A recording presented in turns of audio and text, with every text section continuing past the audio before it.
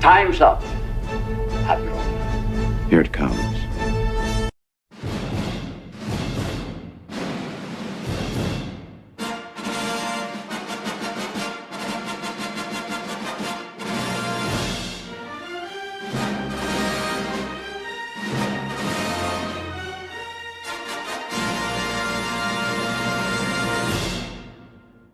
If somebody's going to try to blackmail me with advertising, blackmail me with money, go f yourself. But go f yourself. Is that clear? I hope it is. Hey, Bob. Little kid ears. When I first heard that, I heard not if you stick a lump of coal up his ass in 2 weeks, you have a diamond. When I heard as a kid, I sounded like in Twix, you'd have a diamond. Like, why are there chocolate bars up his ass? As a little kid, I didn't understand. Little kid ears hear things differently. That's not even the funniest thing you just said. What? When you messed up, you said "come in his ass," and then you started over. I did? Yes. I'm colored. Shut up. But we're told that we don't like any of this because we're misogynists. We just don't like this stuff because we're women. And the only reason we're unhappy about the Ray movie coming out, because, guys, did you hear the Ray movie was canceled and uncanceled? Did you hear that? Dre, you heard that too, right? I did hear it. Wait, I did hear it. What did I do? You said because we're women. We hate it because we're women. Okay. All right. Yeah, see, now Ariel just arrived, and she's going to make sure that I remember that. Yes, we didn't want it to come out like this, but Adam is in fact trans. He's coming out of the closet. Him and Dermy are in a relationship. It's time. It's still there. It's still there. I didn't say that. Well, you can still have it, but still identify as a woman. He's a she. He's a she. He's a she. I'm still jerking off in front of my console. Impressive. Most impressive. Who writes someone that's a genius and that everybody is over there sucking her toes, and then you gotta come over here and then say something ridiculous like, "Hey, victimize me, daddy." We want to enjoy what we're looking at. We don't want sores and fat whores. Liar! No. Let me be as clear as I can. Ain't no colors in Scandinavia. Game over, man. It's game over.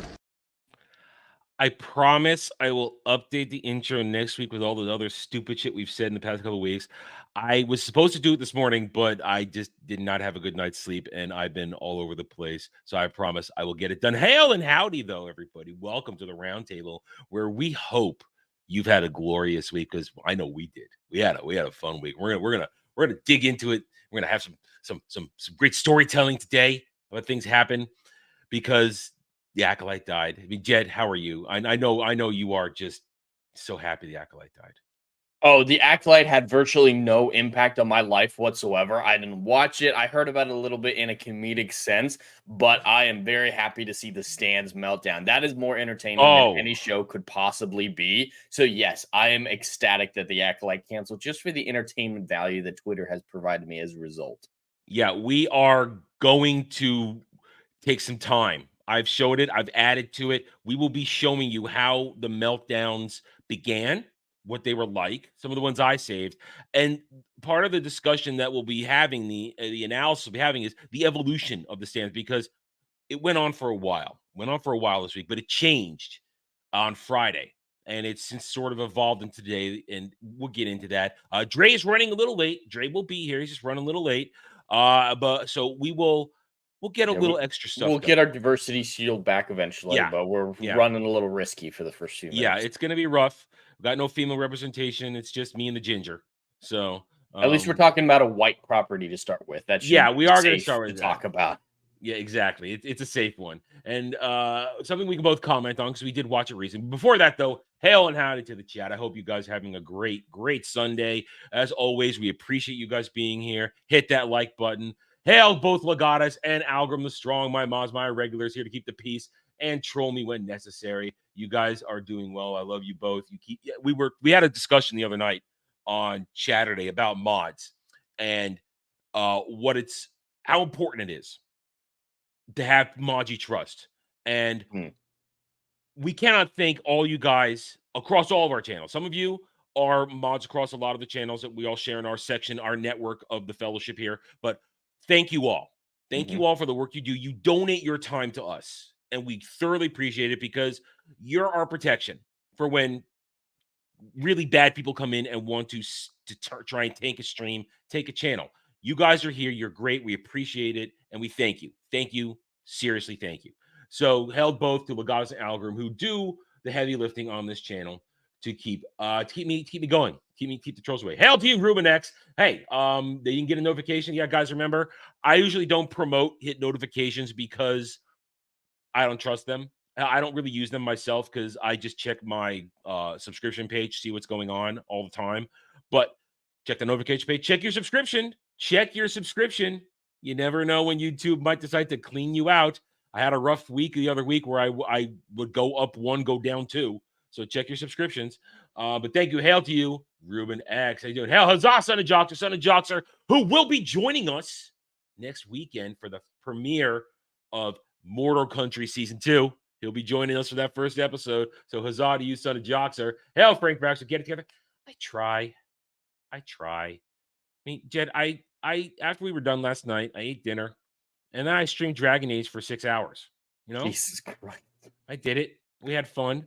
And then, okay, you'll appreciate this. So I'm playing Dragon Age, and I played into chat. Saturday starts at 10:30 p.m. Eastern. And past couple weekends, I'm playing in it because I say, guys, do you want me to go over? They say, no. Well, the two of them are there. Say, no, stay. We're having fun here. Don't go hang out with Dermy.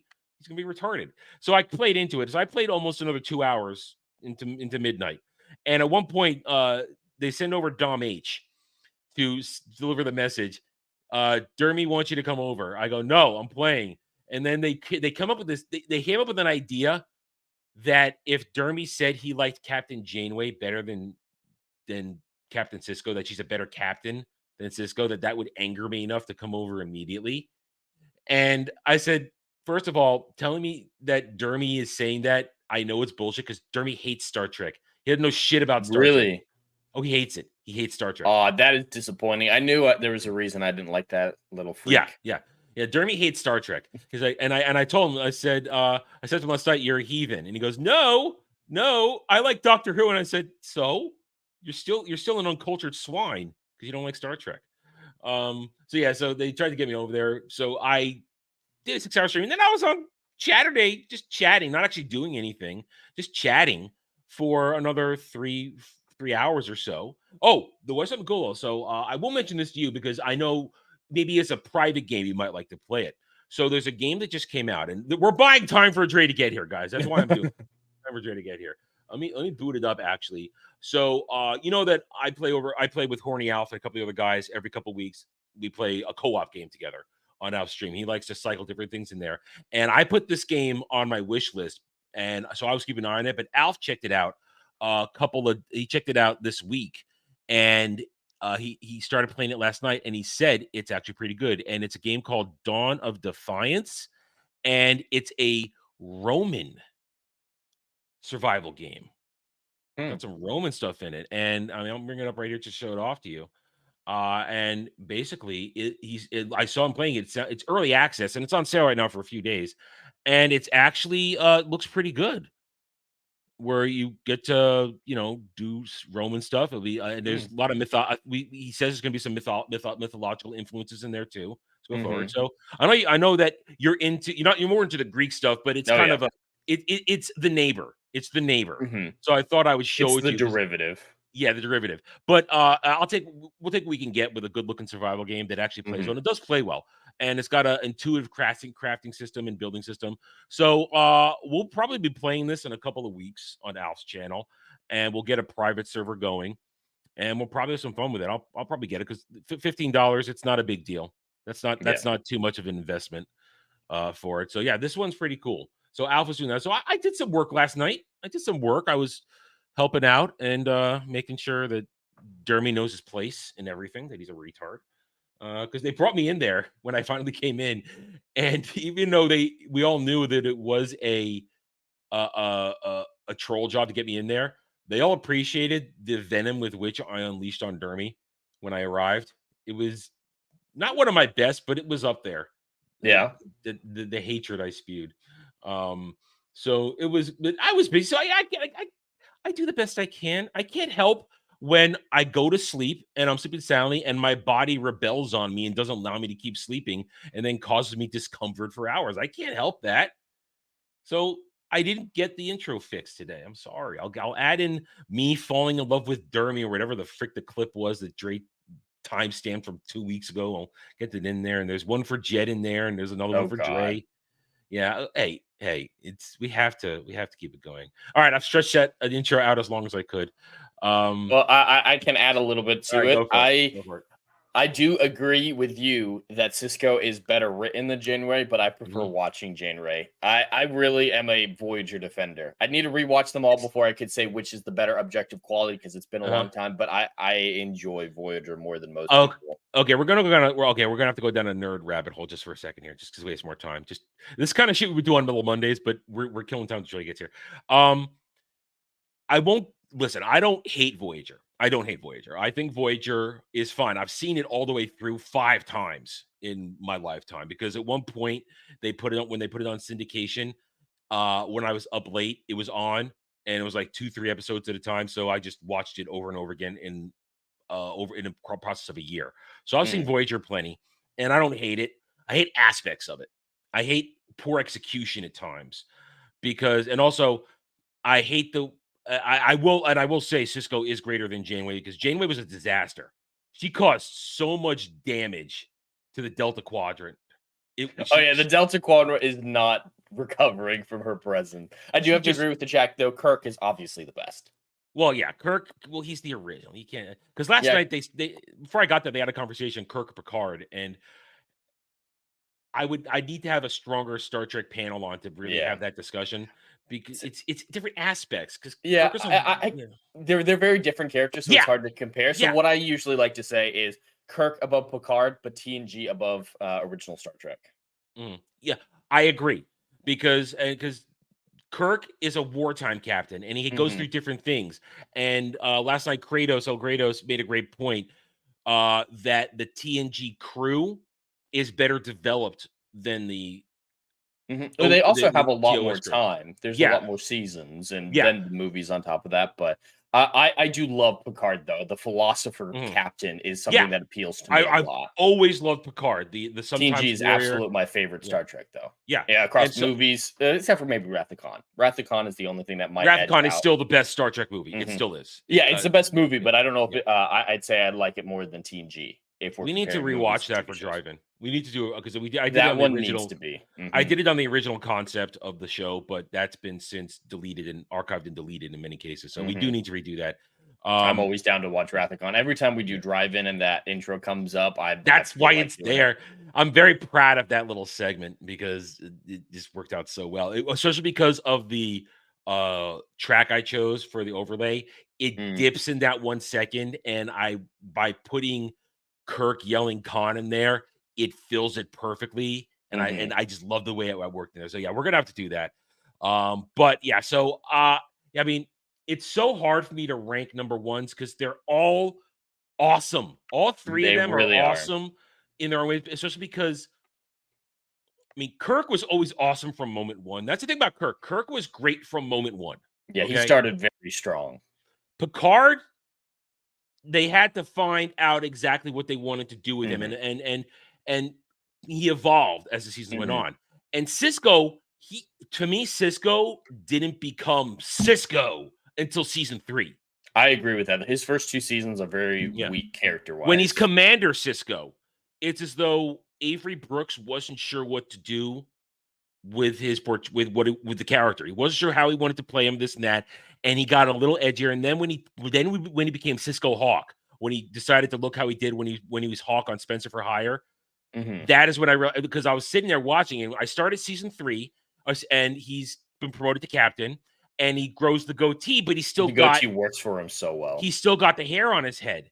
But then suddenly, after a few episodes, he shaved his head. And have you ever seen Spencer for Hire? No.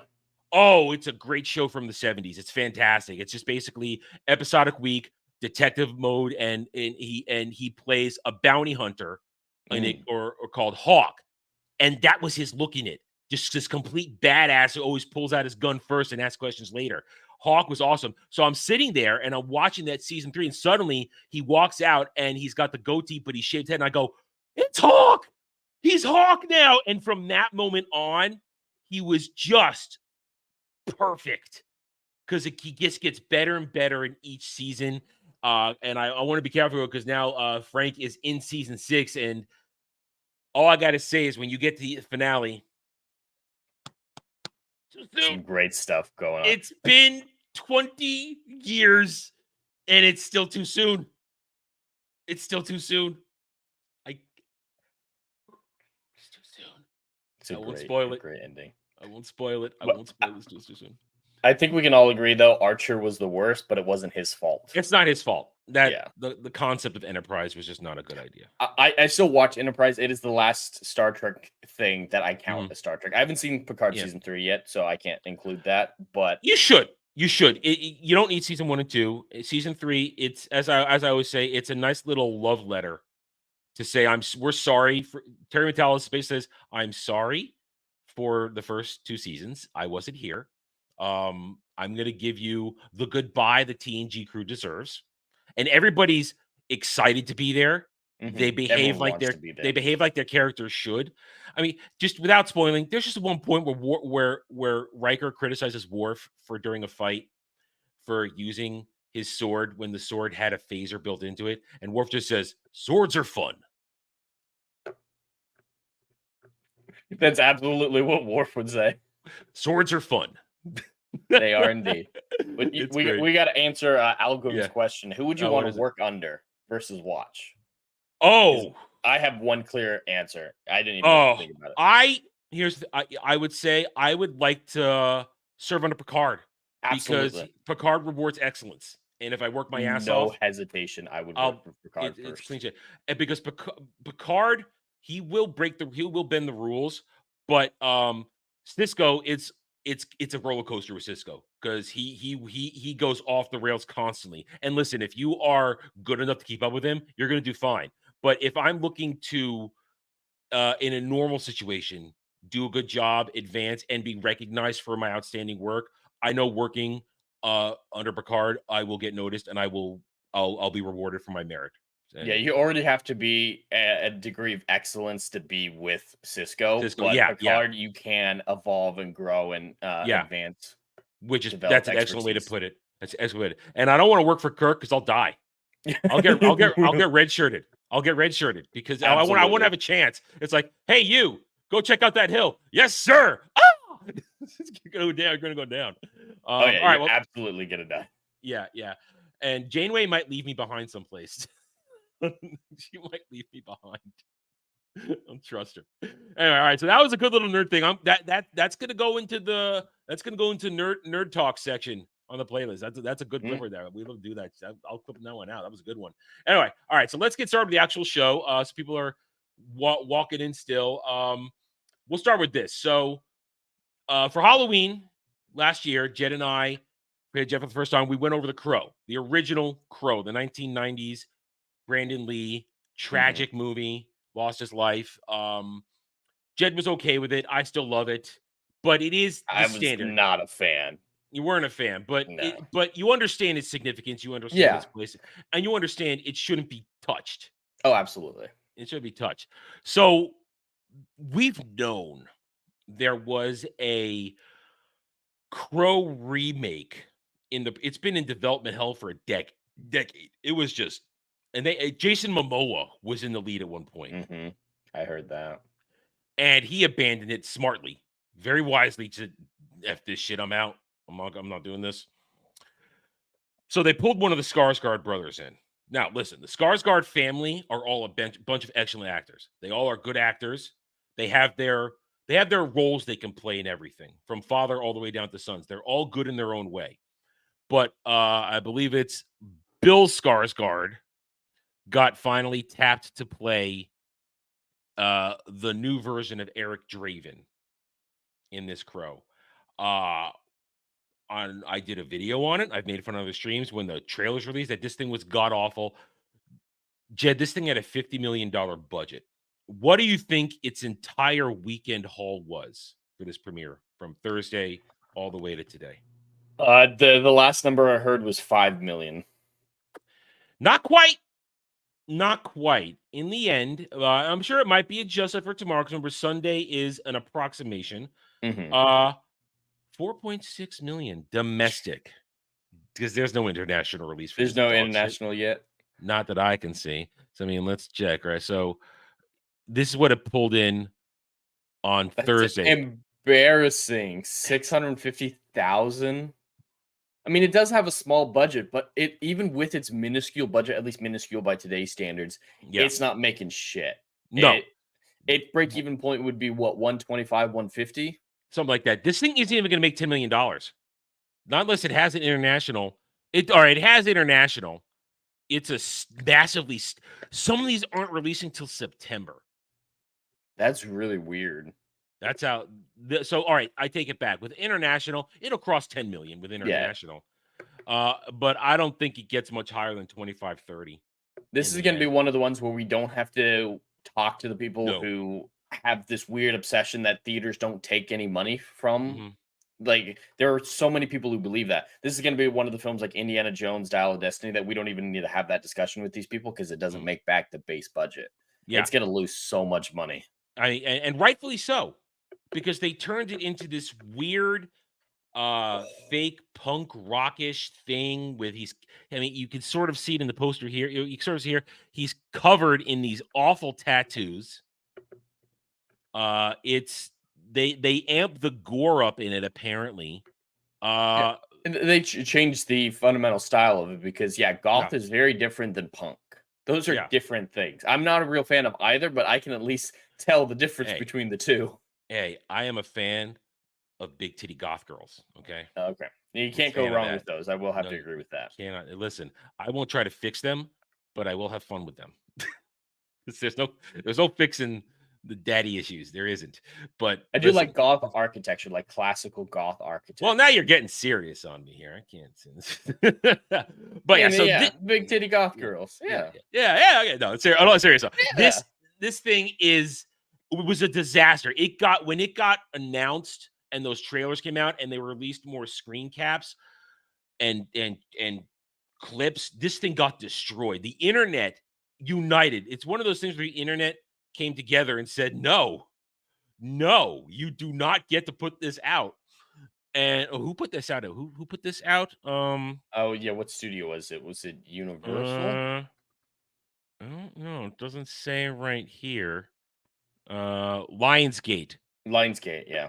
So who is Lionsgate? Who's that subsidiary of? I don't remember. I don't know if they are a subsidiary. They make a lot of big things, so I think they're independent. I'll plug it in real quick. Lionsgate. Spell Adam. Lionsgate. Lionsgate movies. Subsidiary. Yeah, they did like the Hunger Games movies. They've got some good properties under their belt. I don't Lionsgate. They do stand on their own. They are not a subsidiary. They do stand on their own. They do have subsidiaries like Stars, apparently. Yeah. Predecessors: Trimark, Artisan, Coke Entertainment. They're not doing well though because they had that Hunger Games movie from last year, and it looks like they were responsible for Borderlands as well. So Borderlands and The Crow within a month of each other. Yeah, they're not doing so hot. This might kill the studio. This might kill them because Borderlands was a train. I mean, I didn't cover it because I don't care about Borderlands. Yeah, I never played the games, so I have no dog in the race. But it was considered the worst movie of the year. This might take the crown now already as worst movie of the year. So this thing's a disaster, and deservedly so. You should leave the original movie alone. Let it stand as it is, because everything after it, you didn't like the first one. Everything after it gets even worse. They all get worse and worse as they go on. So it's just go in your ditch, get buried. This will be forgotten quickly. It'll be swept away, and no one is going to care about it whatsoever. It seems like Bill doesn't want it to be attached to it. He wants it to die down immediately because, there's been reports that he thought it was garbage. I haven't seen him marketing the film at all. Like, he's just trying to move past this as quickly as I possible. saw one interview. I somebody shared it with me, or shared it, and I saw it, and it was him and the chick who plays Shelly, and they didn't seem excited. And the chick in it, she had like this, half her head was bald, and she had a ponytail going on. And I said, "What the hell's going on with this?" That was the girl or the fiance from The Crow, I believe, the actress. Yeah. So she is. This movie was never going to do well, and let it burn, let it be forgotten. And Bill Skarsgård, go back to doing. If you're going to do shit where you get crazy and weird, I mean, he did. Apparently, everybody loved him as Pennywise in the It remake. So I never saw those. I never saw the original either. But I've never heard anything but good things about his Pennywise. Yeah, the original freaked me out as a kid. Tim Curry freaked me out as a kid when I saw that. They were in the original. So I hate Stephen King. I despise him. I'm not a big fan of Stephen King either. Yeah. He's never done anything good in my opinion. Some people say The Shining. I don't give a fuck. Don't care. It's more Stanley Kubrick that made that popular. Yeah. And we know how I feel about Kubrick. And then again, the movie's not the book, so they're two different things. What I'm told. So anyway, all right. We've delayed long enough again, so we have to keep going. Actually, I got one more thing. We were to talk about now, as we're gonna get into the week that was. The week the Acolyte died. That's what this week is. And I've made a lot of videos just to delay one more chance. Give Dre more chance to get in here. I made videos. I made videos, and I get comments, mostly positives. I mean, Jed, I haven't had a lot of weirdos lately come at me. They haven't come at me a lot at all. I've been kind of free of them, and when they do, I do take my turn at beating them up. And the other day, as part of the tracking of what's going on, the fallout of the Acolyte, I got one comment. When I talked about the fact that the Acolyte may have now accelerated the end of the High Republic. They're gonna, rumor has it that they're gonna now accelerate the ending. They're not gonna take it as far as they thought they were gonna do with more live actions and more this and that. And I just made a video on that and talking about how the stands, not only could they not support Disney Star Wars, they could not sustain the High Republic for even 5 years. It's only been 4 years, barely 4 years, whereas the expanded universe was sustained for over 20 years by real fans and was going strong. There was no dip in 2012. George didn't sell it because he needed the money and was failing. He sold it for other reasons.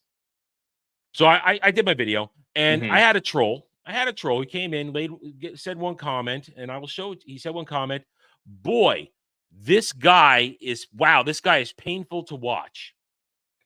And there it is. And then he deleted I've seen this. He deleted it because I replied, it was painful to do your double bagger of a mom, but I still found a way. He deleted it within the hour. So, guys, when you get a troll, just go at them. And then, like cowards, they will do it. But I had already shared it with everybody. So I had it. So I thought, you know what? I'm going to share this. The coward ran away. I will share it. So just remember, when the trolls come and knock in, dunk on them hard. Have some fun. Dunk on them hard. Have some fun, because they have no power. They have no ability. They also have no intelligence. Stands in general, which we're going to show you, because they're entirely rational. You're not going to win an argument against them, so might as well get some enjoyment out of it. Yeah, it's fun. Have a game. Make it a game. They want to think that they live in our heads rent-free, but that's the exact opposite. We live in their heads rent-free because they're the ones that block us. So we are going to always get it, figuratively get in their face and make a joke of it. Make a joke of it, because they have no sense of humor. They can't take it. Hail Third Eye. Oh, see, that's okay. I respect this. That's fine. Play some Dragon Age. Have some fun. I will be playing some more later this evening. We'll play some more. I shouldn't. I should go to bed. I should take it easy because I'm not feeling too good, but I'm gonna play it anyway because we're almost beating the main game. Anyway, so here's how the week started. Monday, I'm sitting here, literally right here. I'm sitting here, right here, and I'm thinking to myself, okay, what am I going to do this week for videos? What am I going to do this week? Am I going to salvage something from Roundtable last week to start the week off so I can get Monday going?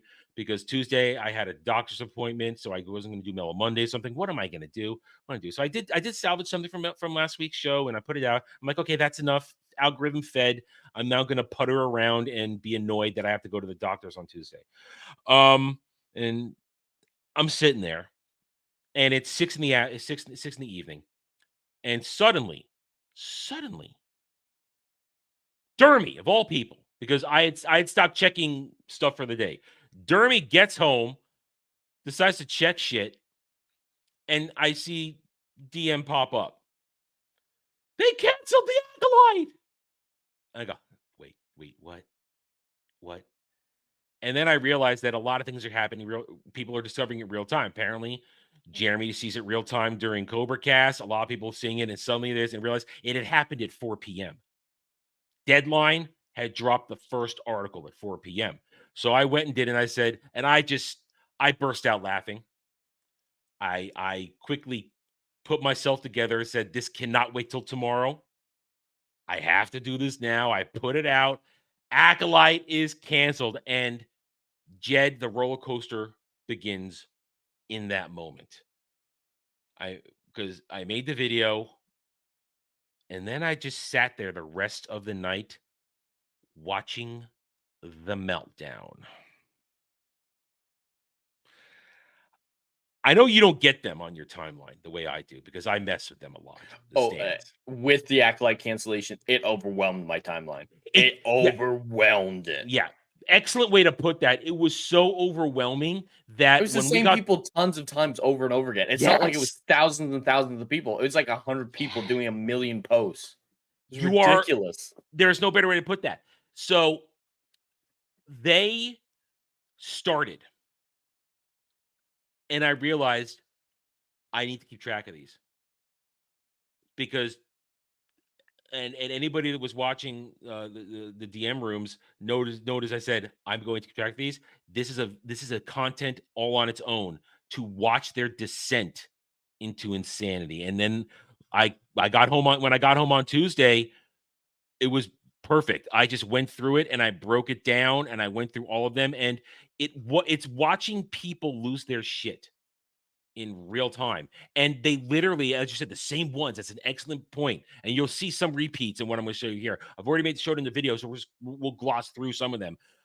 Every hour, every minute, every 5, they're saying shit constantly.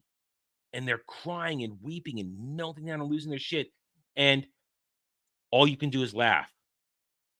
And to say overwhelm your timeline is a perfect example because it overwhelmed my timeline to the point where we got to Ballbusters on Friday. One of my jobs on Ballbusters is transitions, either to make everybody cry or start a fight or have a gooner moment where we see boobs. I didn't have anything. I usually look for random shit on my timeline. For 5 days, the meltdown was all there was on my timeline. It lasted for 5 days. Monday night, Tuesday, Wednesday, Thursday, into Friday evening, and it evolved to something different we're going to cover now into Friday evening. Jed, I've never seen the like in my all my time on social media. I've never seen the like. It's never been like this before. I definitely never encountered anything like this. Even Willow stands. I mean, there were a couple of them trying to do this, but it was never anything on this scale. Yeah, the Willow stands gave up the ghost pretty quickly when reality set in.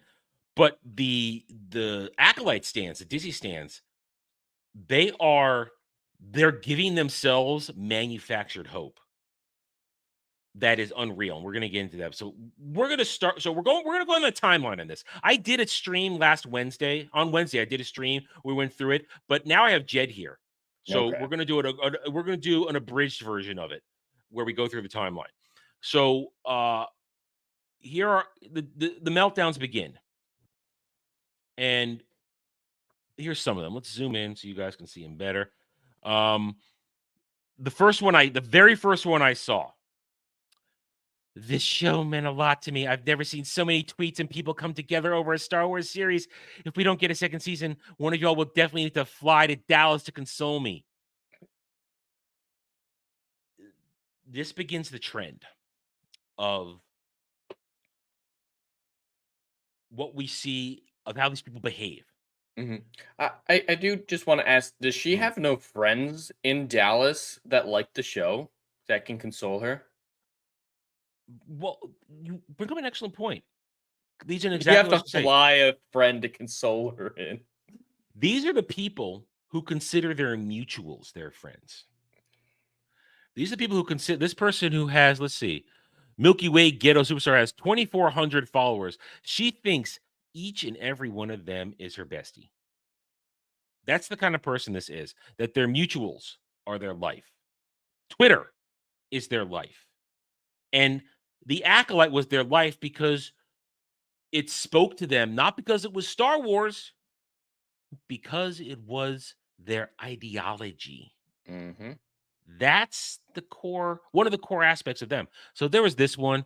M. She is one of the I've few. definitely seen M. She's a wannabe ethot, is what she is. Mm. She spends half the time dropping photos of herself in risque poses with tank tops with her titties almost hanging out, and that's all she cares about. Because there are a couple ones in here that shows you she's not a real fan. Yeah, who She's a asked for fake fan. Boba Fett season 2? Nobody does. Nobody. No. So she's one of the ones that was constantly tweeting on Monday night and through the rest of the week. Now, she's one of the ones I'm currently zeroed in on to try and get a block because she's just that annoying. I've called her several not derogatory names, but I've essentially alluded to the fact that she's a wannabe OnlyFans whore. So I've basically alluded to that fact many times, and that she needs to do better at sucking off Disney to get noticed because she doesn't get noticed enough. I'm being very crude and rude to try and get the block. I'm at that stage because she's very crude and rude to people. She says a lot of fake news. She's one of these people that thinks the fandom menace is still a thing. Oh, so she's an idiot. Yes, a very big idiot. So keep going. We'll probably stop on where. Oh, Maggie Lovett, the interviewer from Collider with Leslie Headland, who invested so much time.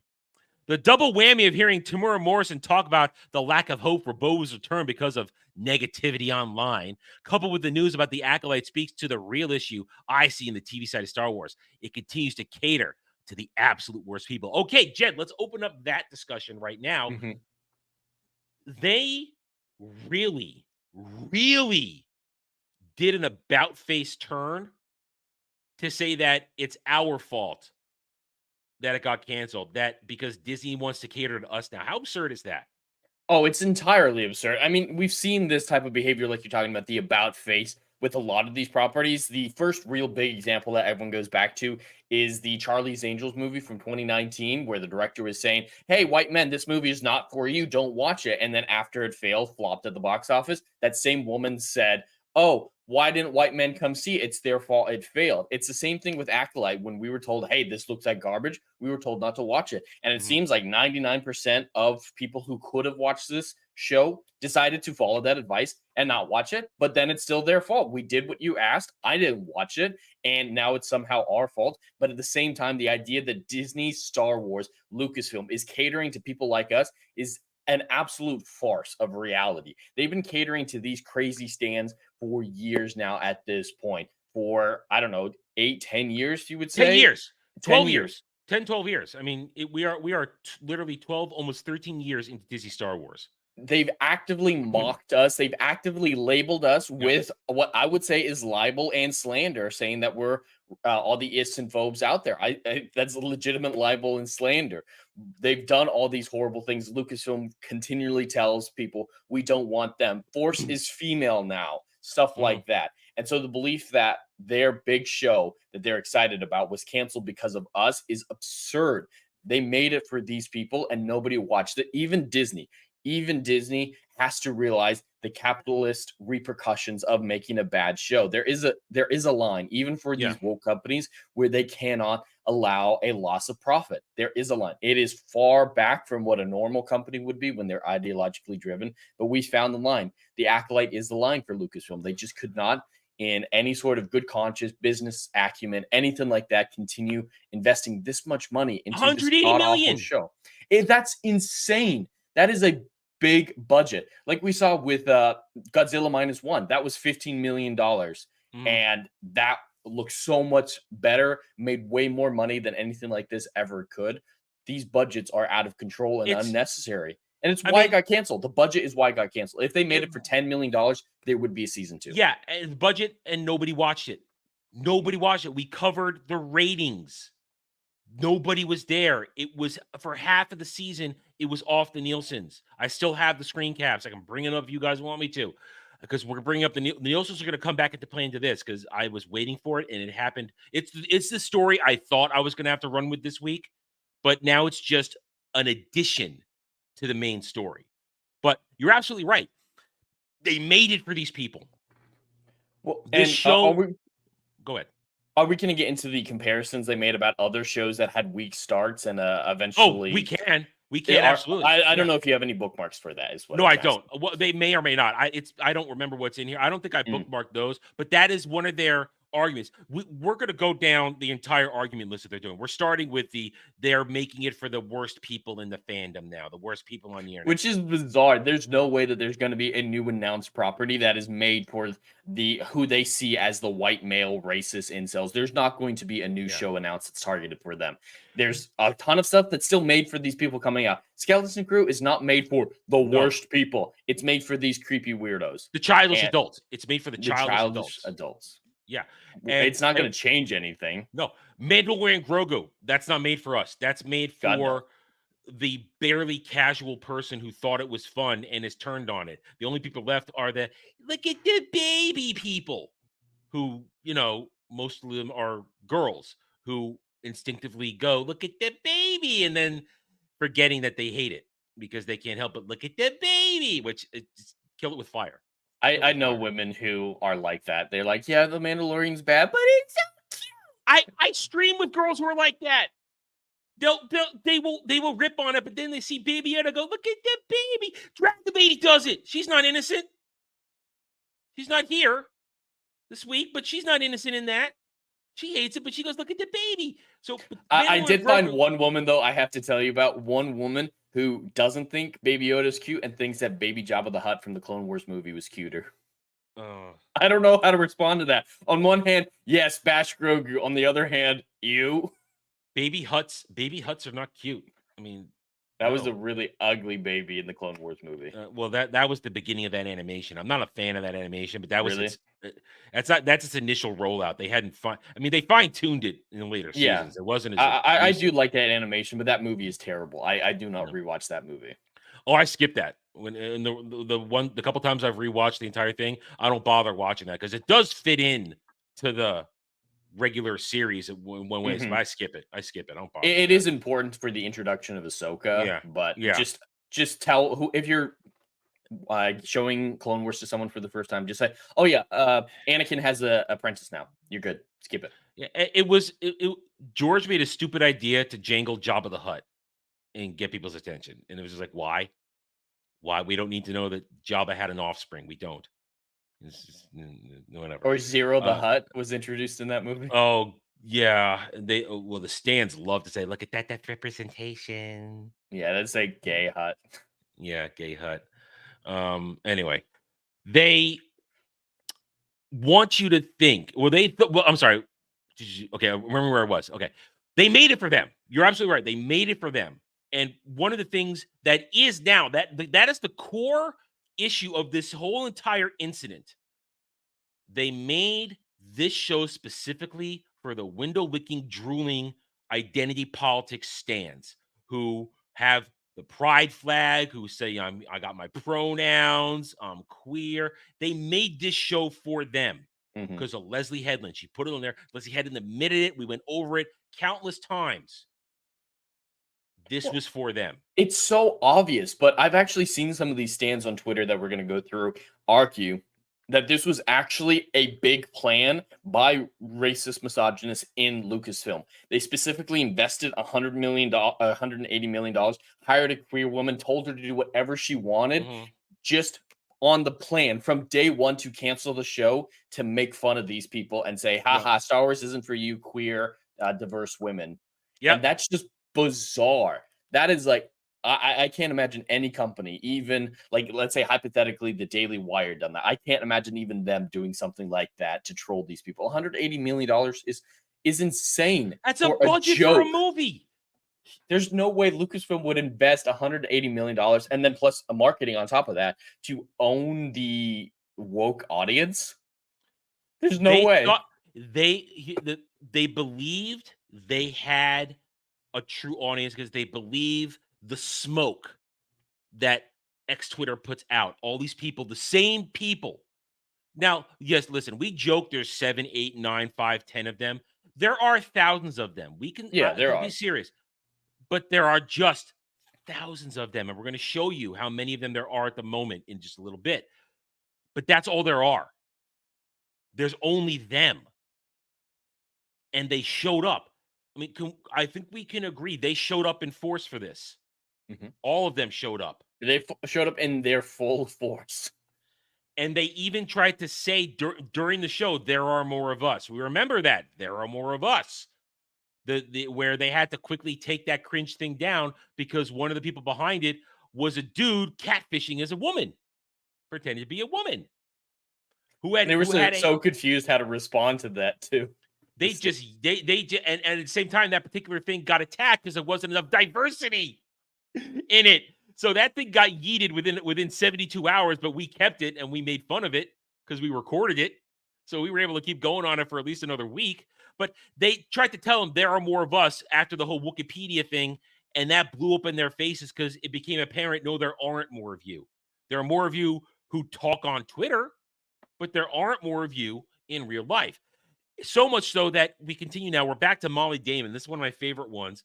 The worst part about hearing the Acolyte is canceled is this will absolutely impact my ability to enjoy any more new projects for Star Wars. I feel like everything I went through while the show was on was for nothing. I don't enjoy being depressed and cynical about this fandom. Jed, I'll full screen myself so we can see it in my camera. All that right there got thrown out in 2014. I blackpilled. A lot of people blackpilled. A lot of people became apathetic. I recovered. But in the end, because I truly love Star Wars as my favorite franchise, I continue to love it. I'm never listen. I may have my hopes and my dreams, but I am very realistic, knowing that I am 99% likely to never get another expanded universe book. Never. Likely never to do it. But does that stop me from going back and watching the movies and reading the books and in finding enjoyment? No, it doesn't, because I'm a real fan. Just like with you and Doctor Who. You can go back. You can find it. Find the love. Find the joy. Because you still love it. They can't take it away from you. But to hear a statement like this, when Molly Damon says that, those are the words of a fake fan. Words fake fan. Let me see if I can find the one that M. There's one that M says here. Here, I think this is it right here. No, that's not it. But she makes reappearances here. Let me see if I can find the one where she says this basically the same exact thing. I mean, you can see how this goes on and on and on. They're all melting down. They're all crying how it's toxic. You're catering to the people that this one. Oh, this is one of my favorites. And I comment on this one. And this is the other interesting turn. Suddenly, the corporation is bad, Jed. Yep. They've been bad. These people who are supposedly, anti-capitalist, anti-corporation, anti-everything. They kind of forgot that they were that for Disney and Lucasfilm for the last few years. As soon as they do something they don't like, they're back on that bandwagon. It's kind of funny how their principles are so easily swayed. Yeah. I mean, I guarantee somebody like this was so pro everything Dave Filoni and Jon Favreau did. But suddenly, the one thing that perfectly lined up with their ideology, with their personal belief system gets canceled. F Disney, F Lucasfilm, F Dave Filoni, F Jon Favreau, F Kathleen Kennedy. Wow. Wow. Do they realize they're kind of climbing on board our train when they say that? It is kind of funny, but they'll have absolutely no empathy or understanding Yeah. for what we've been saying for years now. I do want to make a quick comparison, though. These Yeah. people for years have called people who don't like Disney Star Wars, like us, like you, incels, crybabies, people with underdeveloped emotions, like all these Mhm. sort of like baby insults. Well, did anyone when The Last Jedi came out, or at least a group of people, a large group of people, react like these people are? Like there were plenty of people who was like fuck Lucasfilm casually Yeah. like that, but this post here, let's look at this one here. This is a spurg. This is Yeah, complete did spurg we out. see really any spurgs? I mainly No. saw well thought out criticism, like this was wrong, Mhm. and legitimate criticism of The Last Jedi, and some people just saying, "Oh, that sucked," or just like quick responses, but Yeah. never spurging out. I never once saw someone spurging out because of The Last Jedi, Rise of Skywalker, any of the other desecrations that Disney has perpetrated against Star Wars. Never once. No, because real fans, when the remainder of the real fan base got finally when they woke up to The Last Jedi, when that happened, when they caught up to me 5 years later, they were sad. They weren't enraged. They were just sad that, wait a minute, this is what it is. You've ruined it. And I don't know how to deal with this. Not spurting out, not raging, not revealing yourself, because this one, while it's a spurg, also reveals more fake fanness. I guarantee this Dial of Destiny, with a Wicked. Oh my God, their profile pile is from Wicked. Oh God, that's gonna bomb real soon. Part 1. That's a Pretty 2-part cringe. movie. It's 2 parts. They're releasing part 1. Really? Yeah, they actually think they're gonna do something with 2 parts. Different discussion. We'll talk about that, I'm sure, when it bombs. But I guarantee this person loved all these things until this moment, and we're so happy with Grogu, so happy with Dave Filoni. I guarantee it. But now suddenly, F it all. Fake fan. Don't care. All right, let's keep going. I want to see if I can find that M1. I know you'll always notice that particular flag in a lot of these. It's a very common one. It's a common one. Common one. I know it's up here. A lot of familiar faces. And here's a special account. They made an account all on its own. Renew the Acolyte. So you can renew It's the got a lot Acolyte of news. followers. Yeah. Now they turn into Save the Acolyte, which we're gonna get to. Molly Damon keeps whining, complaining. This was my favorite one. Oh, Jesus. just so this guy's a real moron. This is one of the ones I'm trying to get blocked right now. A real moron. So just okay.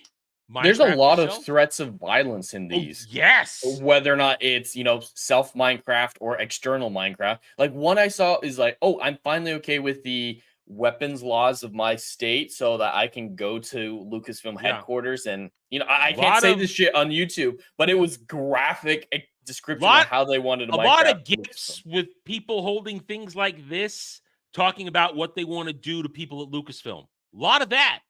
Which I is even commented on one of insane them. behavior. How can they think Yeah. that we're the damaged mental? We're the unhinged ones. We're the unhinged ones because we're like, yeah, that's bad. I didn't watch it. Here it is. One of them. Generally concerned, we may experience the decline of the Star Wars community in real time right now.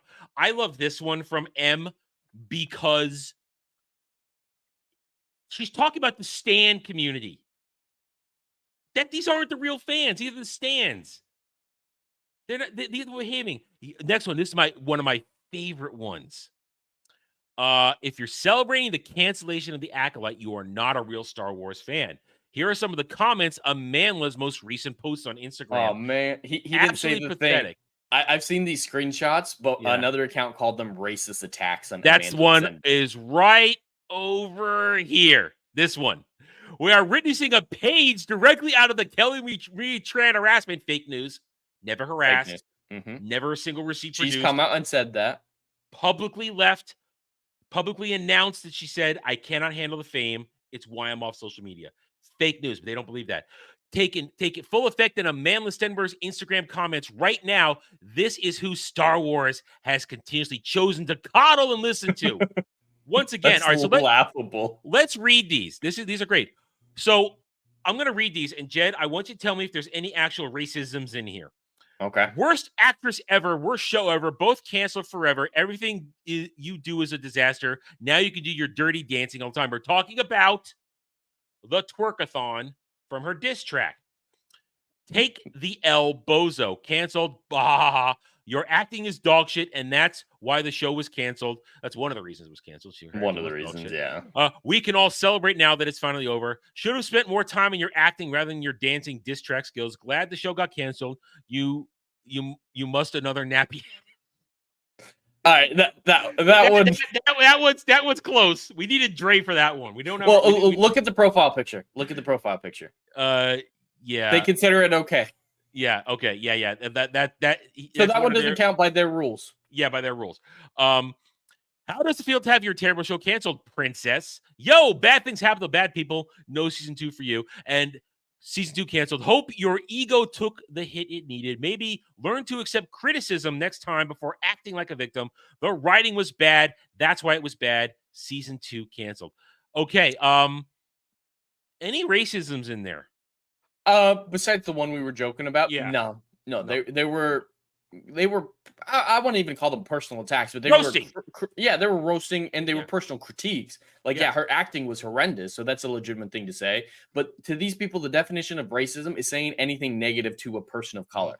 That's all it is. It's like, you don't think they're a god, higher being than a white person, you're evil. So yeah, by their definition, this is all racist. But by normal common sense thinking definitions, the real definitions, no, there's nothing racist. I wouldn't post these comments because I don't care. I only post these comments. Well, I not these comments. I would simply say, like, I'll go after Rachel Zegler, but I'll just say you suck and your movie sucks. You don't make any money. I'm trying to get the block because that's just we're all trying to get that Rachel Zegler trophy. We all are. That's a thing. But in terms of this, Amanda Stenberg made herself fair game when she did the diss track. Yep. She engaged millions of people and said, you're racist because you don't like my show and you don't like my character. She's fair game to be roasted. It's the internet. Absolutely. And that's what we've seen nearly every time with this, is there aren't personal attacks from these types of people who are commenting until the actress or actor comes out and attacks the audience. Yeah. A great example of it is Halle Bailey. Halle Bailey. From The Little Mermaid. I never really saw a whole lot of personal attacks directed at her. People just talked about the movie. And the movie was garbage. But Rachel Zegler, she came out and said a bunch of nonsense. So people, reciprocated in kind. It's the same thing. If Amanda had shut up, she wouldn't be getting these right now. Yeah. Yeah. So it's fair game. But this is roasting. This isn't racisms. We're going now. It starts to evolve. This was now we're about. This was on. We're 2 days after the cancellation, and they drop this top 10 shows online. The Acolyte's at number 2, guys. But Jed, this thing I've never heard of television stats before. Neither have I. And this now they try to tell you. What a fumble. Look, everybody's watching. This is an interaction rating. Yeah. It's not an actual television rating. Yeah. Nobody's watching. But they're stupid and they don't understand it. So on the 21st, they ran with this one hard. Yelling and screaming, oh my God, look, everybody's watching it. How could you cancel it? Not realizing, no, this is it. Well, it says it right there. Online engagement score. So yeah, after the cancellation, a lot of people were talking about it. A lot of them celebrating and saying, "Oh wow, glad I didn't watch that crap." But then, those aren't counted into this. And that's the minority. The majority is us making fun that it's been canceled. The engagement is the entire picture, negative and positive. So of course it gets a spike because it's the topic of the day and topic of the week. But they don't know that. They think that this is a ratings. It means everybody likes it because they live on Twitter. And they think engagement defines everything. And I commented a couple of those. Same thing right there. Oh, I got blocked on one of these. Okay. Hey, I got blocked by a lot of people during my listen, I myself kind of did a spurg because I just wanted to dunk on as many of them as I could. It was a game. Who can I get when I do this? All right, now here becomes we are on the 23rd, 2 days ago. Now this is where it starts to evolve, where we have the shill media gets involved. But we're gonna once we get through this, we're gonna jump to the best article they're all rallying behind now. Before we get to the articles, can we talk about that thing I mentioned about the comparisons to other shows? Oh, go for it. Go for it. Yeah. Okay. That's involved in this now. Go ahead. Yeah. Yeah. So, yeah, there's been some great tweets from these same people who are like, oh, well, yeah, the Acolyte had some hate against it, right? It had some criticism, whatnot, bad reviews, whatnot. But so did all these other great shows that went on to be great that had bad first seasons. Like one of my favorite examples they used was Breaking Bad. Mm-hmm. Breaking Bad, they said, started out bad and needed a chance to get good. Well, the budget was minuscule, and no, people didn't. It was the equal to an episode of the Acolyte. That's how much Breaking Bad for season 1 cost. It was a cheap show to make. It was an incredibly cheap show to make. But that's bizarre because I didn't watch Breaking Bad at first, but I do remember the reception to it. It was relatively positive right off the bat. It wasn't like this, oh, kind of okay, we'll see where it goes, and we'll allow it a season 2 to see if it goes somewhere. But another example that they gave was Clone Wars, and I actually want to bring up something for that one. They said Clone Wars season 1 was received poorly, but they allowed it to continue, which I do believe that one is true. It is Clone Wars. It had a false start. It eventually got somewhere, but there is a clear-cut reason why it was allowed to continue to season 2 that these people will not understand. The budget of Clone Wars season, the Clone Wars movie was $8 million and grossed $68 million. That is profit. And that's what these people don't understand is, yes, Clone Wars was received poorly critically, but it was financially successful enough to warrant a continuation until a point where it was no longer financially viable. The Acolyte is not financially viable. That's why these are asinine comparisons. Yes, some of these shows had rocky starts, but they made enough money to warrant giving it a further chance. Star Trek: The Next Generation, people often say the first season's bad. I don't agree with that. I really like Encounter. They're just looking for their footing. The characters are getting and it's 25 episodes. I mean, it does figure itself out though. But a lot of people believe that, and then it went on to do great things, and it eventually became beloved. But it still made enough money to warrant a season 2. And these people, they're just so anti-capitalism. They become so ingrained in that they see this as a bad thing. The people who are responding to those posts with evidence like this, hey, Clone Wars actually made money. They're like, oh, so it's only about the money? God, I wished Lucasfilm was better than capitalism. And so, yeah, this was always a matter of politics for them. It was always, it doesn't matter if it makes money. It doesn't matter that it costs the amount of a high budget movie. It should continue because it's diverse and money shouldn't matter. Well, then why bring up evidence that is clearly spoken away? We can clearly explain why the Clone Wars continued and why the Acolyte didn't. So don't bring it up as... And at the same time, we're talking about back in the day, even with Breaking Bad, or when it was on television, commercials, revenue. Oh, yeah. You could actually make money from TV shows back then. You can't on streaming services. I'm very much of the opinion that it is nearly impossible for a TV show to make money or a movie on a streaming service. Oh, yeah. No, not anymore. Because, listen, piracy. People are going to watch it if they want to watch it, if they don't own it, if they don't have the service. And they're not going to sign up for a service just to watch something. That's why video stores existed. You didn't have to own it. You could rent it for a minute. Yeah, you could still rent things on Amazon Prime, but not everything's always there. And so you're absolutely right. It was never going to make money. $180 million. Disney Plus is a failure. It's a failed streaming service to begin with. Never made money, never will make money. And they have no concept of what profit is. And that profit is required to sustain everything. And on top of the fact that you need people to actually watch it to make profit, sustain it. And if you don't have the numbers, they don't. And we're at that point in the story now. So here we go. This is today's Sunday. This is Friday.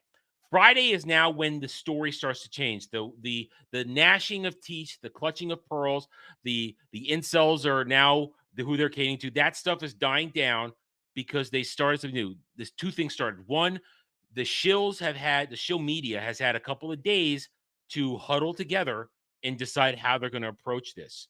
And Jed, what do you think the approach is? Ooh, there's so many good ones. I don't know where this is going. So,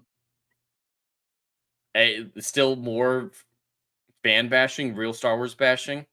Pretty much, they decided to grab onto the fact that they cannot please the crowd that hates the Acolyte, as they will hate everything that Disney Star Wars exists. Oh, hi. He is risen. He's here. Indeed. Gaze upon my magnificence. We needed you a couple minutes ago when somebody said nappy-headed, referring to Amanda Stenberg. We needed you, but we struggled on. We're deep in the stuff. You were there on Ballbusters where we covered a lot of this, so you're caught up already. We're on day 5 of the meltdown, Dre. Day 5 of the meltdown. Friday, when the story changed. So you're here just in time as the story changes, because you saw some of this. We did watch a little bit of this on Friday. But now you're here where I have extra stuff, additional stuff. So here the story changes, and I just asked Jed the question. The shill's media have now decided to write stories of why the Acolyte failed. And Jed pretty much nailed it because of the toxic nerds. It's all their fault. Forbes wrote an article. Many wrote articles. We're going to look at one in a few minutes here, written by Rolling Stone. Rolling Stone is the one they're grabbing onto. It's the one they are grabbing flag on. But before that, it also changed because they started a change.org petition. Renew the Acolyte. Save the Acolyte. I mean, Dre, you already saw this. We looked at a couple of those, but for our own entertainment purposes, we will look at them again. Because there are videos. Videos that they have on there. Jed, I know you've seen these. Where is it? What the hell? Where is it? Is it on? Hang on. What the? God damn it. I was doing so. Oh, here. No, that's not it. I was doing so well, guys. I was doing so well. I hadn't. Oh, it's right here in front of. Ooh. It was right on the same tab, but I have to change it anyway because there will be audio. So I do have to shift it to Chrome tab. So I'm still boomering it. I almost saved myself, but I didn't. So they started this. We'll start with this one right here. So renew the Acolyte. The petition begins. And we were talking about this like, I mean, you guys have seen renew petitions before to save a show. Of course. Absolutely.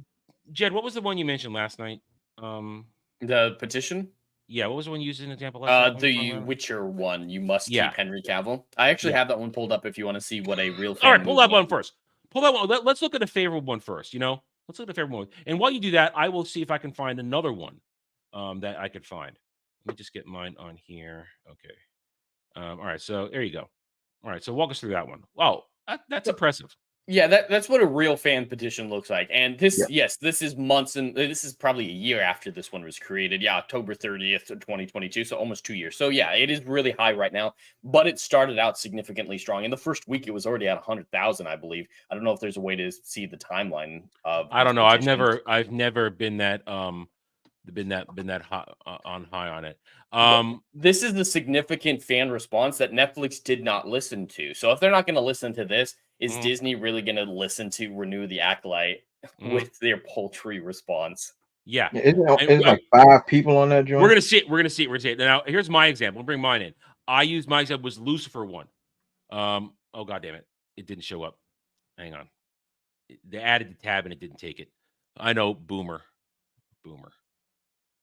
Please. I'm having a bad day. It's not good. It's not good, Trey. I've been bad all day. Anyway, I have the Lucifer pulled up. If you don't, I have it right. No, I have it right here. It didn't add to the tab when I put it up there. So it garnered in the end. You guys can't quite see it. It garnered 303,000 signatures. And that one actually worked. Yeah, and it won. It was a victory. They got it. Didn't it? Because it was canceled on Fox and it was revived on Netflix, right? Yeah, final 2 seasons went to Netflix. So and this is one I signed this one. I signed this one because I'm like, hey, let's not let this go. Let's get this an ending here. So they got this one, and it was 303,000. That's what it took for Netflix to get it. And Netflix, who as we all know, it's a licensing home. They license shit. They don't actually own anything. They license stuff. So that wasn't a hard thing to have them accomplish. Netflix will go, hey, look, yeah, let's just license this. It's not a big deal. We'll do this. But Disney owns everything. Lucasfilm. They own it. No one is going to pick it up. No one's going to pick it up. So when you have the Acolyte petition, and we talked about this already, Dre. Actually, I got it. Oh, all right. I sort of doxed where I am. Doesn't matter. Everybody knows where I fucking live anyway. I've already said that. I don't care. It's not. Everybody knows my real name, so it doesn't really fucking matter. But this right now, this petition, it's proving what we talked about earlier. Everybody who gives a damn about it watched the show and is likely signing this petition. And it's already running out of gas. I mean, Dre, when we looked at it on Friday, when you were on Ball Buzzers with us, it was just over 30,000. Right? I believe. Was it even that high? I thought it was like high, like 20s, well, maybe. High 20s. It was like high 20s? High 20s. It crossed over 30. By the time we were done that night, it crossed over 30,000 because I've been keeping tabs on it. But here we are, Sunday. This petition has been going on for 5 days now. Okay, 5 days. All right, where do you guys think it is? Where do you think it is? Where do you think it is? I already know. So, oh yeah, 32, I guess. No, a little higher. Okay, a little higher. 39 of 50,000, but it's losing steam now. Losing a lot of steam. Here's my question. Okay. Actually, I have two questions. Okay. Why'd they set the bar so low if this is a show that you believe in? Oh, it's not the bar. It's just the increments and how change works. Oh, so if it hits 50, it increases like 100? Yeah. Is that how that works? Okay, okay. Yeah, that's just the change.org thing. Okay, now, okay. The thing is this, though. Before I read this, let me bring this down. Let me share the other one. Let me bring back the other one real quick. Bring this one back real quick. Because you need to see what these guys think. We are already at 26,000 signatures. It goes to show that the loud haters are the minority. Most people loved it. To continue the cancellation is catering to a minority and chasing away a huge audience who will lose faith in you. How do you think 26 is a huge audience? How do you believe you're in the majority with 26,000?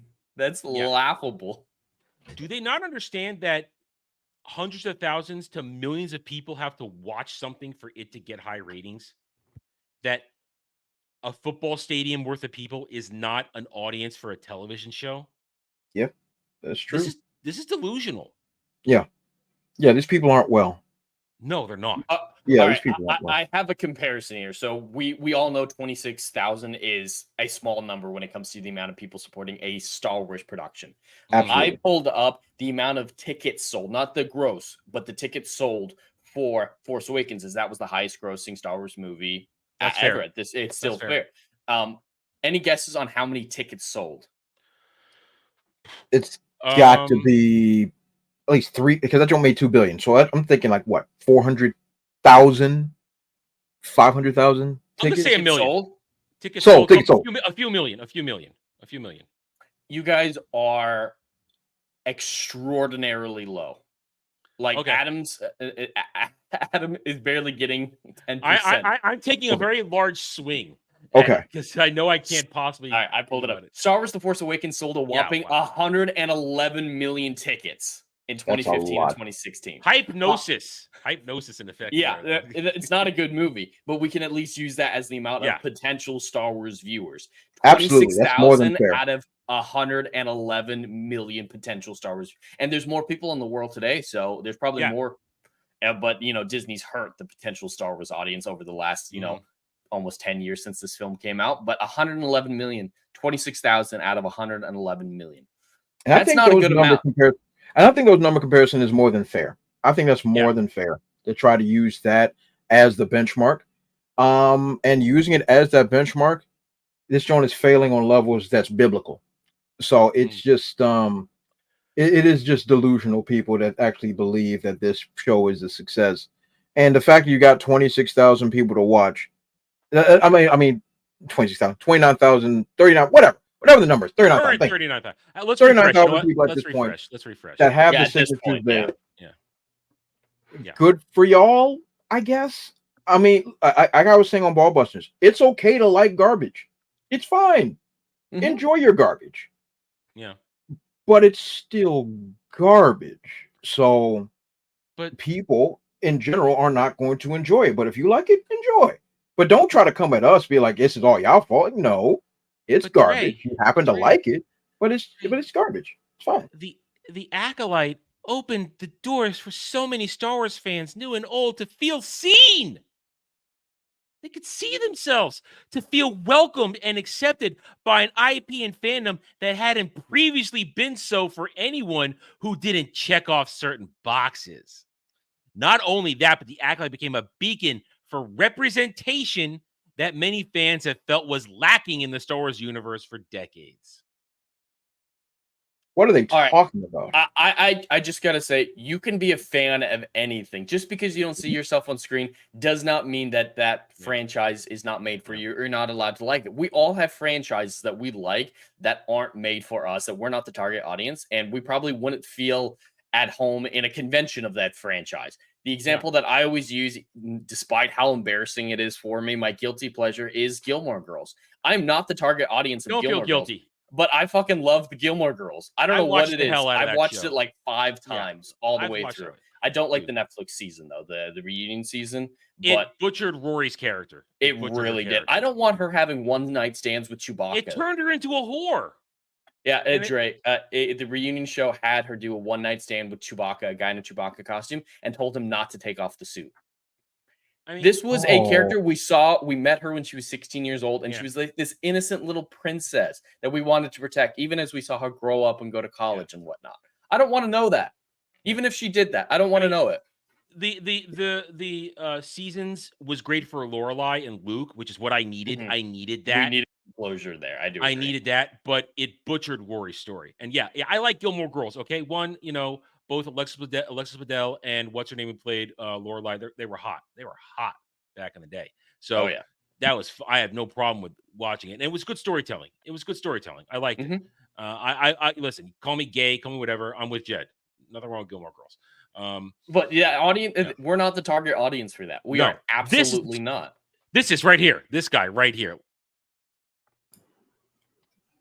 The Acolyte was probably canceled due to low viewership, which is reasonable. It's a reasonable enough reason to cancel a show. Wait for it. I would ask the powers that be to consider that it had poor viewership because it was hate campaigned and review bombed before it even came out. Sticking with it might be an opportunity that is being passed up. Yeah. Okay, sure. Yeah, like when we talked about that guy on Friday. Yeah, he had a good point early. You're right. Yeah, nobody watched it. But his reasoning is garbage. Okay. This guy, his forehead. What's going on here, man? I don't. The Kianamundu's son. The Acolyte probably got canceled because I talked to people. I thought he was done. Names because I like a TV show. What? That's a little downsy. I got nothing. That's what I'm saying. I don't know if the guy's on the spectrum. I don't know. A little bit of autism. I have no idea, but all I know is whoever put him up to this, they should be ashamed. Yeah, whoever that's abuse. That's abuse. So this is what's going on here. This is their thing now. They think this is their win, and this is their championing this stuff. So that's where we are in terms of the stands. The stands think that they're winning with their petition, that it's going to win the whole day, this and that, and it culminates now with their rallying behind the. Actually, let me get it up. Sorry, don't have it up. Boomer. They're rallying behind the shills and the articles. And their favorite right now is this article from the Rolling Stone. Now, I haven't fully read this. I've saved this for us. Fresh reaction. They're all saying the Rolling Stone is right. All the worst stands are going, oh, they're hitting the toxic nerds hard. let's go through this real quick. Can the best of Star Wars survive the worst of its fans? By C.T. Jones. So they're calling the Acolyte the best of Star Wars. Already failing. So everybody that's here is on crystal meth. Apparently. Probably. Okay. Before Star Wars can have another successful show, some vocal parts of the fandom have to reckon with what they really want out of the franchise. Oh, it's not anything we have to reckon with. We want good Star Wars. I want Disney to not own it anymore. I want them to sell it. There was a tweet out there that we all jumped on at one point during the past couple of days where a guy says, these people not understand if they keep doing this, they won't make any more Star Wars. And everybody replied, your terms are acceptable. Various memes and gifts. We accept your terms. We want, fine. Don't you get it? Don't threaten me with a good time. Yeah, exactly. When George Lucas debuted his science fiction epic about a galaxy far, far away in 1977, Star Wars went from a long-shot space opera into highest-grossing science fiction franchise of all time. Almost 50 years and one sale to entertainment conglomerate Disney later, Star Wars isn't just a one-off world. There have been prequels, reboots, standalone TV series, and in-depth theme park edition. Let's stop right there. All of that, since Disney is taking over, has lost money. All of it. Yeah. Forbes, who is shilling hard now, had to admit earlier this year they haven't even repaid the purchase price to George. Still haven't done it. Where am I? But like most popular culture, the Star Wars fandom, especially online, has become inundated with loud, conservative, and in some cases, incredibly racist voices. Because only conservatives could hate bad storytelling. Apparently. Because I don't know how you guys identify politically, and that's a thing that I'm very proud of, that I don't want to know what celebrities think of. We don't need to discuss it. I don't identify as conservative, though. And I don't think many of the people who dislike Disney Star Wars do. And it's just laughable that we're all lumped into this political argument when we're just like, yeah, it's bad storytelling. Everybody knows how I lean on everything, but I don't talk about it. I don't make it a point of interest, and it doesn't. And I've made it perfectly clear. I don't want any of it in my entertainment. I want themes. I'm perfectly happy with themes because you can't tell a story, especially if politics and government are involved, without political themes. And that's what Star Wars always did. Yeah, themes are absolutely fine. Yeah, and here the funny thing is, they always want to say Star Wars is political. But if you look at the original trilogy, there's barely political themes in the original trilogy. Yeah, there's the Yahtzee comparison that's obviously made with Stormtroopers, but that's it. And that's not really a political statement. I wouldn't call that even political theming. It's just an aesthetic more than anything else. George didn't introduce the themes until the prequel trilogy. That's when he introduced the themes, because he was showing us what happens when a government is corrupt and breaks and falls apart and a totalitarian regime takes over. But that's historical. That's a historical theme. That's not politics. It's political storytelling themes. So, and it's historical parody. There are historical comparisons, parallels to be made there. Yeah, but they don't get that. It's just laughable that we have to be a certain political leaning to hate this. Whereas I feel pretty confident in saying that the three of us, we've often criticized bad Trump villains in stories. We're always like, oh yeah, that's clearly a Trump parody, whatever, annoying. I feel like we would all three have the same amount of criticism if it was a Trump angel hero type character inserted into this. Yeah, we don't want current day politics of any form in these storytelling. I don't want anybody in the real world inserted into my stuff. I just don't, because it breaks my immersion. It breaks my suspension of disbelief. While Disney has never said these voices are directly impacting what shows get made, the vocal minority, again, they don't get it. We are not the minority. We are the real fans and the normies. They leave out the fact that the normies are the majority, and they've rejected this. The vocal minority of Star Wars devotees keep limiting what they'll accept as true Star Wars.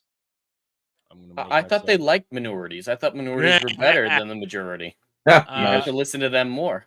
Also, that's not limiting. That's hundreds of dollars spent over the years. Collect, protect, and preserve. That's devotion. That is true devotion. That's true passion. These fans say they're fighting for Star Wars' future, but if their endless fantasy world can't accept any stories that they don't recognize, some of the self-professed biggest fans in all the worlds could be closing themselves off to any future at all. I believe that's a subtle shot at theory right there. I'm pretty sure that's a subtle shot at theory. More than likely. What is Crystal Kyber? Oh, fuck you. Fuck you. Clear is that before Star Wars can have another successful show, the loudest voices online need to realize the Star Wars they want to return never existed in the first place. Will the real Star Wars fans please stand up? Wow. All right. Yeah. You know what?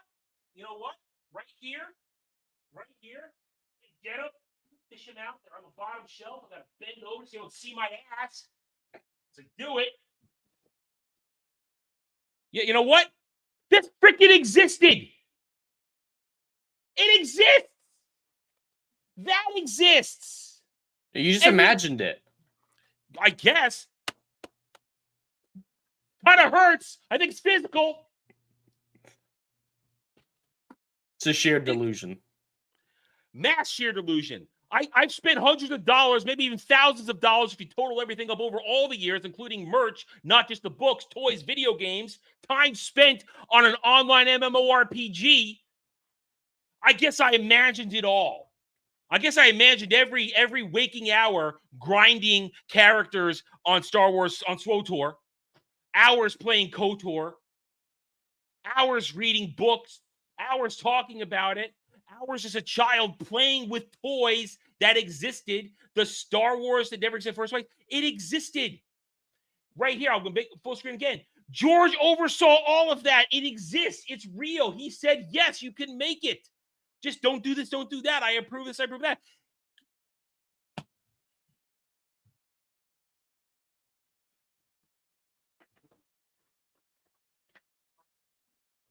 Fake fans. Maybe I'm gaslit a little bit here. Maybe I am. But this is the line that they've been quoting for the past 2 days since this article dropped, that they have to realize that the Star Wars, their Star Wars never existed. Well, the real stands. I said that right. Please stand up. Oh, did you see that cringe joke that they just made, though? Can you scroll back up? The, what is Crystal Kyber clear? Yeah. Oh, my God. That's bad. Fuck that. Much of the online discourse, smart man. They're not. Much of the online discourse around Star Wars has centered on the franchise's most recent live-action projects. First premiering in 2019, these include The Mandalorian, Book of Boba Fett, Ahsoka, Obi-Wan, Andor, and The Acolyte. The market has been oversaturated with stories, especially many that occur with the same time frames. Okay, here's the argument. They all want to keep saying, I mean, you guys see this argument now the past week. You all asked for new stories, and they gave you a new story. And now you've rejected it. Well, we didn't ask for any of this. I just asked for good stories. That's all I asked for. Yep. I don't care if it's new. Just make it good.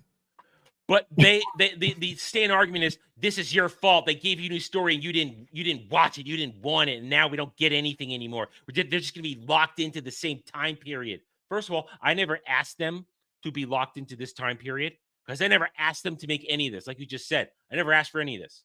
I didn't want any of this. I didn't want the Mandalorian. I didn't want Boba Fett to be emasculated. Oof. I didn't want Ahsoka to become the center of the universe.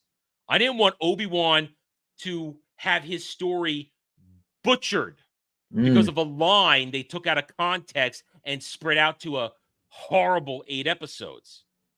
And I definitely didn't ask for lesbian witches who are communist Marxists. I didn't ask for that. All right. However, the low audience scores, angry YouTube rants, I've made more money on this show than Disney has. Okay. I think I've made more money. My tiny little channel made more money on this show. Send me a super chat right now if you want me to make more money than Disney does. There, I'm grifting. I'm supposed to grift more. First is a film. All right, YouTube rants and long Reddit threads can really boil down to one. All right, nobody who is anti-Disney Star Wars exists on Reddit. Can we say that? That's a truth. Nobody. Yeah, I think that's Reddit. more than fair. Reddit is the sewer where they all exist and they funnel each other to attack us. Go ahead. Yeah, it's absolutely not any reasonable thinking people on Reddit right now. I mean, a great example of this is, I don't know if you guys heard about the Fallout situation going on recently. The original Fallout 1 creator said, no, Fallout is not a critique on capitalism. It's actually more a critique on humankind will always resort to war. War is inevitable. And that was the point of the original Fallout. Well, he was posting that on his personal Reddit account on the Reddit Fallout subthread, and they banned him for it, for hate speech. He's the original creator. You want to talk about fascistic behavior? Go just look at Reddit. Just look at Reddit. That's they do not let anybody step out of line over there. I whenever I do searches for stuff, if something comes up as Reddit as a result, it's the last place I'll go because I don't even want to use it for anything. Reddit threads boil down to one question: who determines what's real Star Wars? The fans. Period. The fans do. The fans do. And they unintentionally I don't think they intended to actually have that right here because right now the fans are determining what is real Star Wars. Acolyte is rejected because the fans said no. Fans say the expanded universe is Star Wars. The original trilogy, the prequel trilogy is Star Wars. Disney Star Wars is not Star Wars. The fans say it. It's what I've been saying for years, not Disney. First is a film and then a trilogy. Star Wars established early on to viewers that even when they were focused on a set of powerful twins and a dark empire, shit was going to go down on literally every other planet. This freedom has allowed for endless story across decades. Yeah, stories that you all willfully ignored. Yeah. They decanonized. Yeah, they didn't want the EU. They hated the EU, yet they will farm it because it did it first and it did it better with all the stories they're doing. That's simple.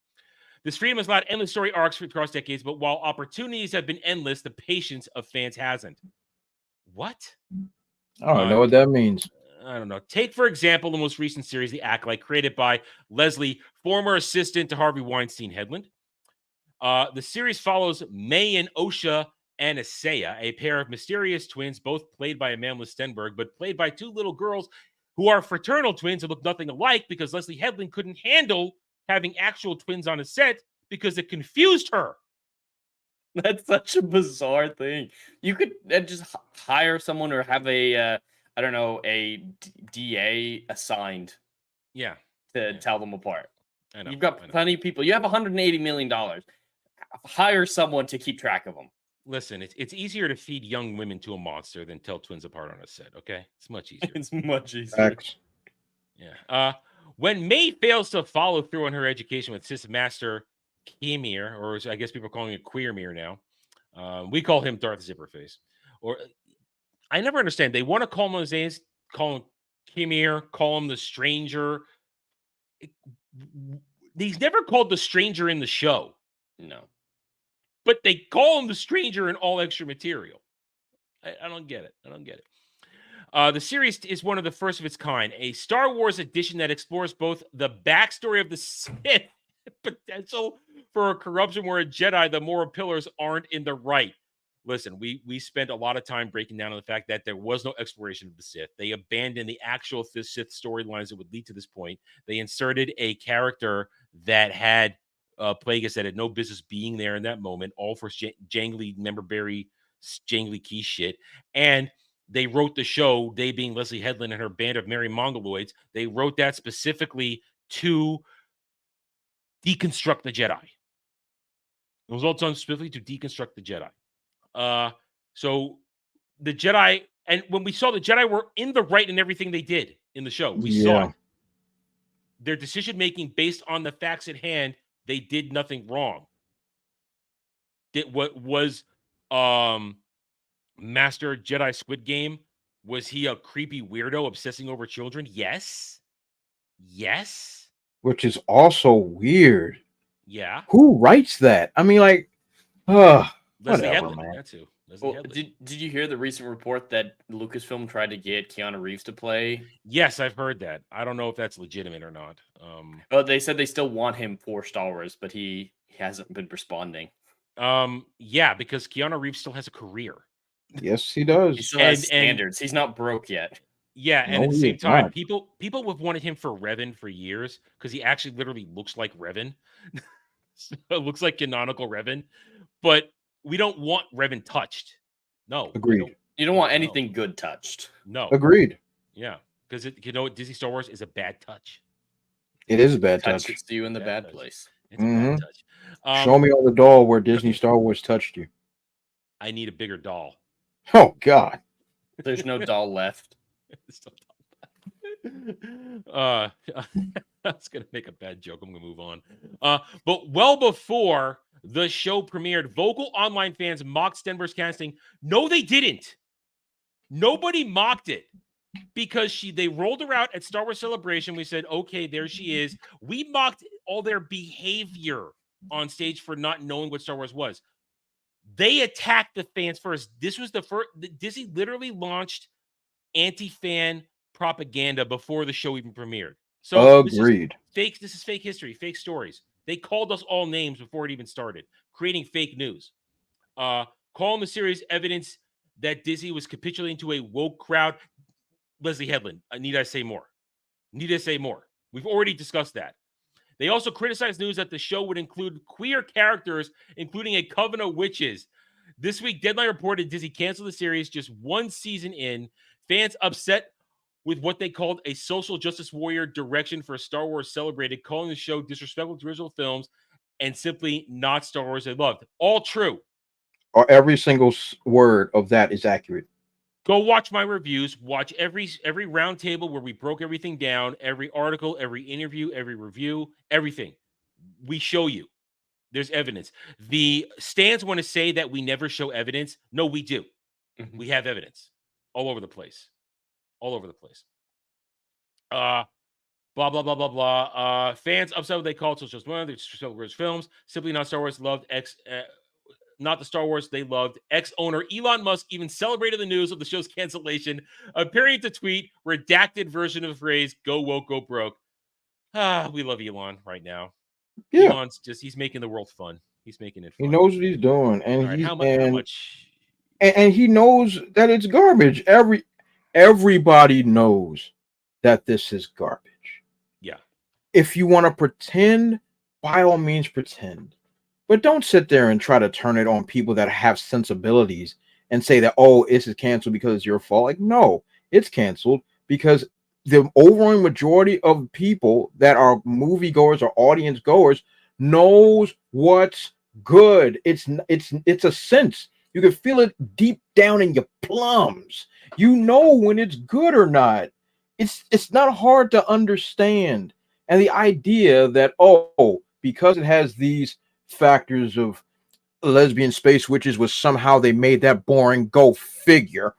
And you take that and like, oh, it's because of all these toxic people is why the show failed. No, the show failed because it's trash.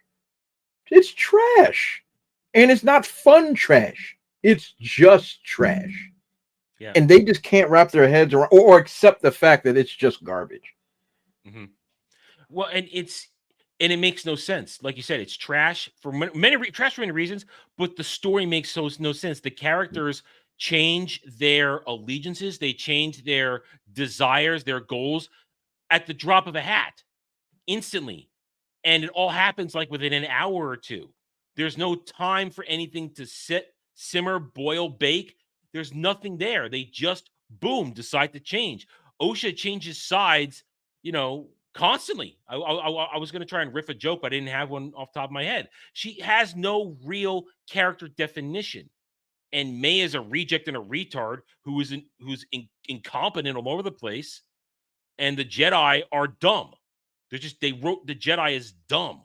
But Adam, here's my question. And I'm not trying to be funny or try to have a gotcha, but really, what was the point of the show? Jedi bad. I mean, like, yeah, we got that. Yeah. But what was being accomplished in the show? Abuse is romance. So nothing. Got it. See, this is my thing. Even if you take away all the woke ideologues and scissoring in space, this is a show about nothing. And we're not talking about Seinfeld. This is a show about absolutely nothing. Mm-hmm. There's nothing to show. There's nothing to prove. There's no story we're following. There's no real protagonist because that girl goes through more heel turns in the Big Show. I don't know what the heck is going on. There is nothing. It's a show about nothing. And then when people are like, this is stupid, you must be a isphobe, whatever. No, bruh. There's nothing happening.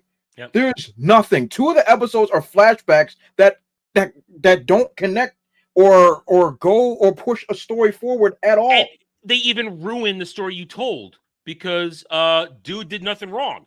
Yes. Dude who Minecraft himself did nothing wrong, had no reason to Minecraft himself unless you have white guilt. But yo, for what? He was mind sodomized off the jump. He didn't do anything. He wasn't an aggressor. His Wookiee friend got possessed and then tried to murder him. Yeah. Why are you committing Minecraft? I'm confused. What is his guilt? He didn't do anything. So you're right. They destroy their own shit with the flashbacks you're supposed to tell us more. Go ahead, Jake. There is an answer for why he Minecraft himself. That's meta. Okay. Yeah. He's famous in Game of Thrones for Minecrafting himself in a very dramatic fashion, and so they wanted to bring him in to homage that. So they didn't. So the character, the actor. Yeah, the actors from Game of Thrones. In Game of Thrones. Mm-hmm. So they just brought him here just to do a Game of Thrones.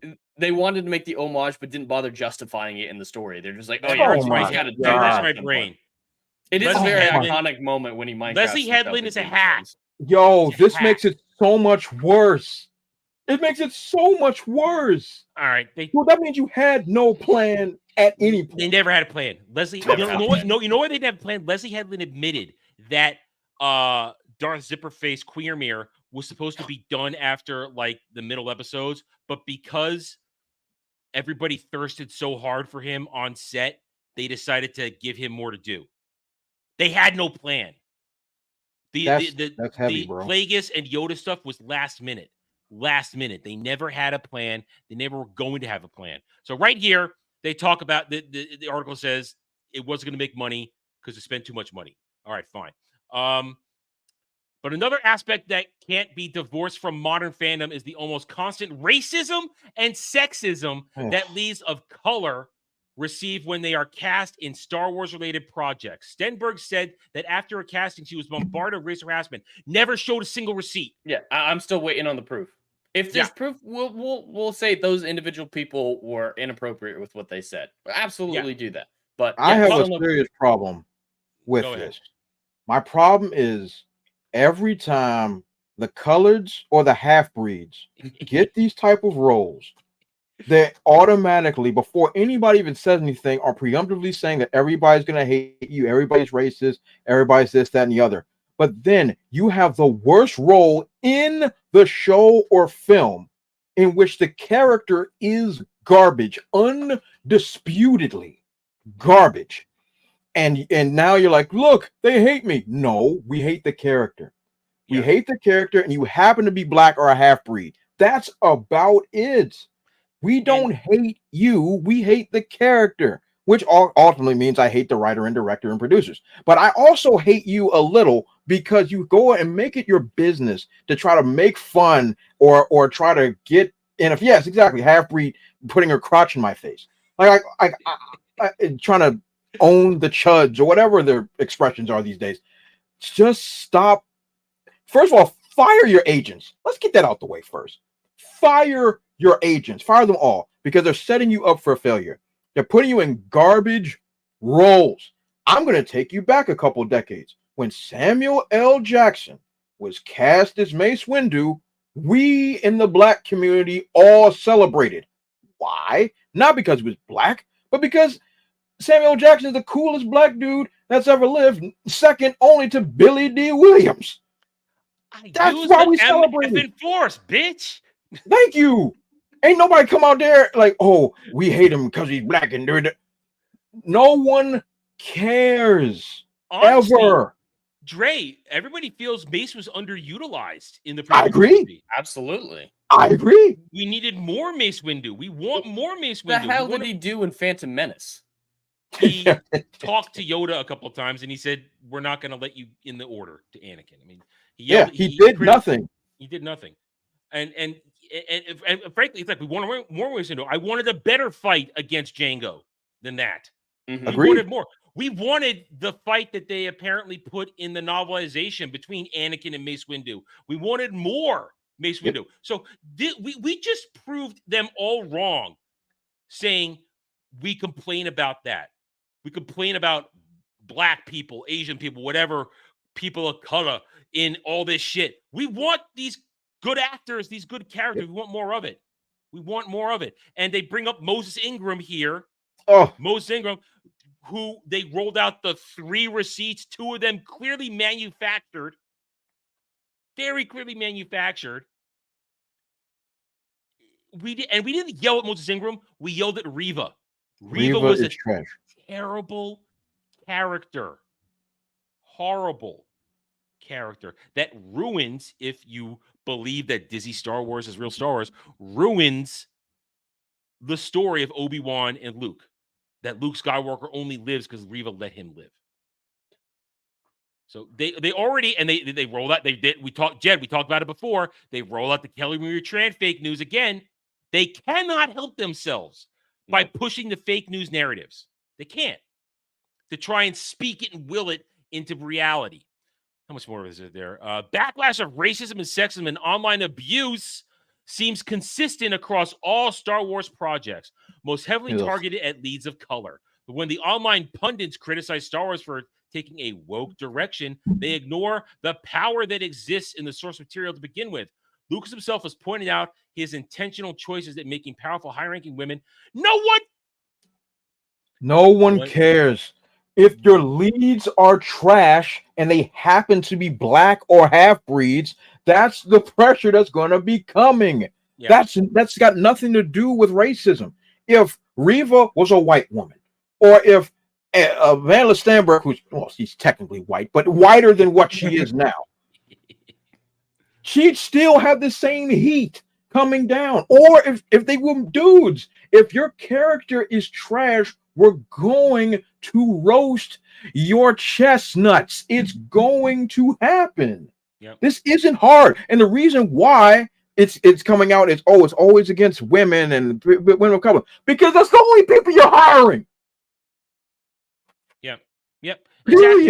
Exactly. And nobody has ever had a problem with Leia Organa. None. No one had ever had a problem when Mon Mothma was introduced as the most prominent leader of the Rebel Alliance. No one laughed at her voice a little bit, but no one criticized her existence. No one had a problem with Padme Amidala. Nope, not a soul. In fact, I mean, not for me personally, because I'm not really been into her. Freaking what's her name? Who played Amidala? I just forgot her name. Natalie Portman. She became a thirst trap for a generation of nerds. Oh, yes, she did. Listen. Carrie Fisher was my thirst trap, okay? She was my thirst trap. So that's fair. Natalie Portman was the thirst trap for a generation. That was my first Israel queen. So yeah. I need. So there is never been a rejection of women's Star Wars. Mara Jade Skywalker is one of the most beloved characters. Agreed. All we want, and as much as it pains me to say it, Ahsoka found her place. Mm-hmm. Also true.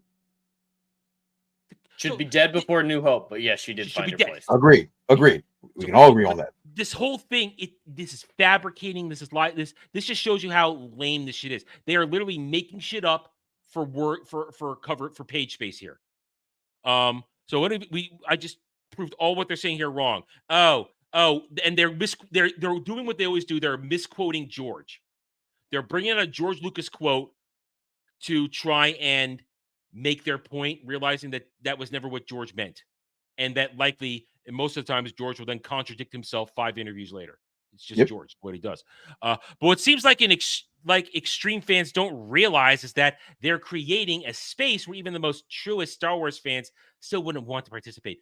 All right, now they're leaning into the fact that Star Wars Twitter, as they call themselves, they created for positivity, and it's so toxic when we ruin it for them. No, they just can't handle debate and discussions. And that's the end of it. This is the end of it. They're just going to yell at us some more. They just took an entire article, a massive article, to say absolute nonsense when the real article should have been, hey, it cost a godless amount of money to make and got very low viewership. End of story. I mean, here we are. This is the end of the article. This is the end of the article right here.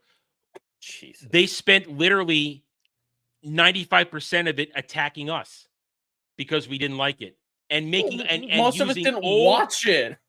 And also didn't watch it. And also using debunked fake news stories to make their point that we're all racist, misogynist, homophobe, istophobe, whatever you want to say.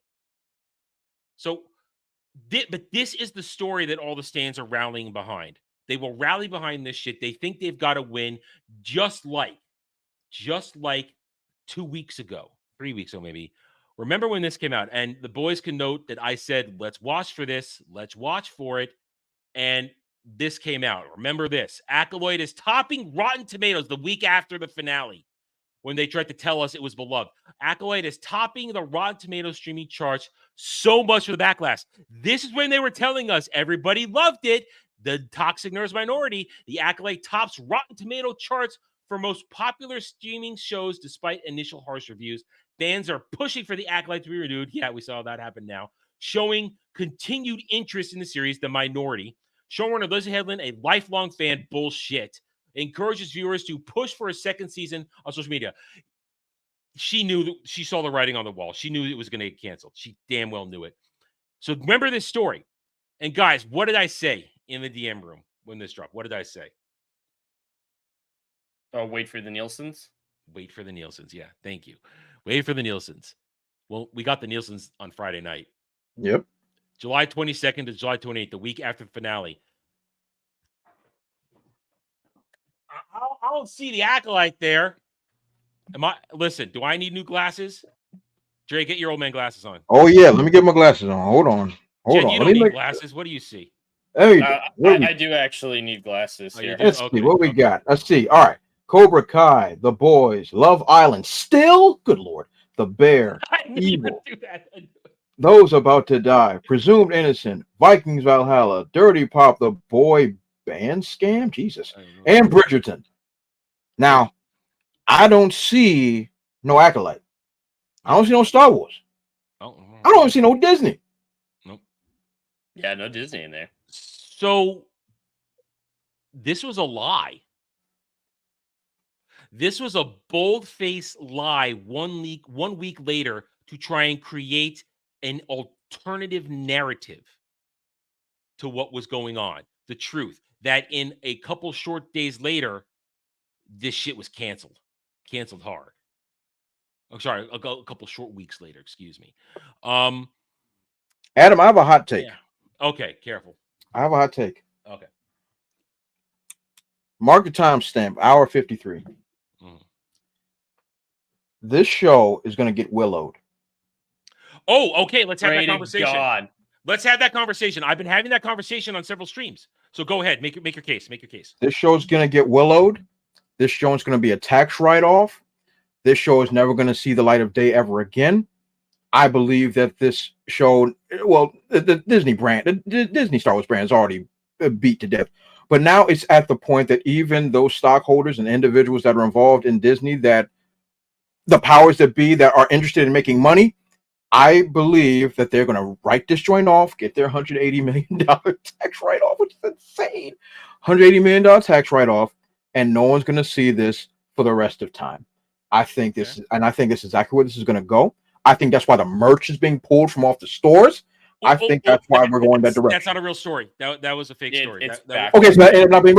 And it wasn't really merch. It was like three T-shirts and a cup. on the It's Disney so store. disappointing. I wish that story was true. The Hasbro stuff is still available on Amazon and on Hasbro. That's still okay. available. Yeah. Nonetheless, Yeah. it's not selling. Period. Oh God, no, yeah. Yeah, it's not selling. Period. I believe that all these joints are lining up for them to just remove this joint off the platform, and so it can never be seen again. They get tax write-off, and then we put this in the Disney vault to never be seen again. I believe that is what's coming down the pipeline. Okay, Jed, how do you feel about this? I want that to be true. I really do. I think it would have happened by now, though. Like Willow happened really quick after the news. It was canceled. Actually 6 months. 6 months. We looked it up. I was on Clifton's stream Friday afternoon, and Brandon, it was 6 months after it started, not 6 months after it was announced canceled, was it? No, it was 6 months after. It was 6 months when it was taken off, after it was ended. After it, okay. Well, when was it announced to be canceled? I thought it was like a week. It was canceled. It was canceled. I think a couple weeks later, but it wasn't until 5 to 6 months later that they yoinked it off of Disney Plus. Yeah. So I thought it was like a month later, but I thought Brandon the really anime guy looked it up live on stream and he corrected me. So yeah. All right. Well, regardless, I want that to happen. I will pray every night. I will become Christian just to pray every night to make that happen. But this is a little bit more prominent of a story than Willow was. Even the stands fighting for Willow didn't make a drop in the bucket on the online zeitgeist. This is a little bit too high profile. So I don't see it happening. I want it to happen, but I at this point, I'd say it stays on Disney Plus. I feel the same way Jed does. It's a win-win. If it gets yoinked, we've already won. So it's icing on the cake. If it gets yoinked, the stands need suicide watch if it gets yoinked. And that's the meltdown. We thought the meltdown the past week was incredible. Watch the meltdown when that happens. Agreed. That's another 2 weeks of content right there. And I'm ready for it. I win of that. If it stays on, I win because then it's a black eye. And it just sits there. Because right now, one of the latest things I saw this morning, they're all complaining now that Disney Plus is using it for using Acolyte promotional material to sell Disney Plus overseas. Yet it's canceled. They're all crying over that. How can you do that? It's salt in the wound. They're doing that shit. It's funny. Now, I am the opposite of what Dre thinks. I don't think they're going to yoink it. Okay. For the simple fact that it was a rumor, and I talked about this earlier in the stream. I made a video on it the other day that the higher-ups at Disney and Lucasfilm are now going to prematurely wind down the High Republic. The High Republic was always going to end at some point. The Acolyte was the beginning of the end of the High Republic because it takes place 100 years from when it starts, and it's supposed to lead in to the Phantom Menace. But so it was always going to end. But now the rumors are they're going to ratchet. They're not going to they're going to run out the contracts on what they got for the next couple of years, but no new stuff. It means no stories, no comics, no games. They didn't have any games in the first place, but they're not making any money from it. So yeah, this is a good excuse. No more new merch. Yep. And that means no more books, no more TV shows, nothing. But because the High Republic still exists and the Acolyte does take place in the High Republic with a High Republic character featured in it, I think its connectivity to it is the reason why they won't yank it. Just because of that. Part of the bigger plan. Because it's dropped in it. And now people are saying, I saw some responses saying, oh, the High Republic was always going to reach its intended end. No, my response is what I just said. They're going to hasten the end. They're gonna cut out a lot of the extra stuff and just get to it and have it be done. So that's why I don't think it'll be yoinked. And Jed makes a good point. It's too high profile. That's fair. And Adam, please, I'm sorry, please. Oh, no, and I'm not sure. I think there are some other reasons why legally they can't already get the tax write-off on this. I'm not sure they can get a tax write-off on this yet. I don't know.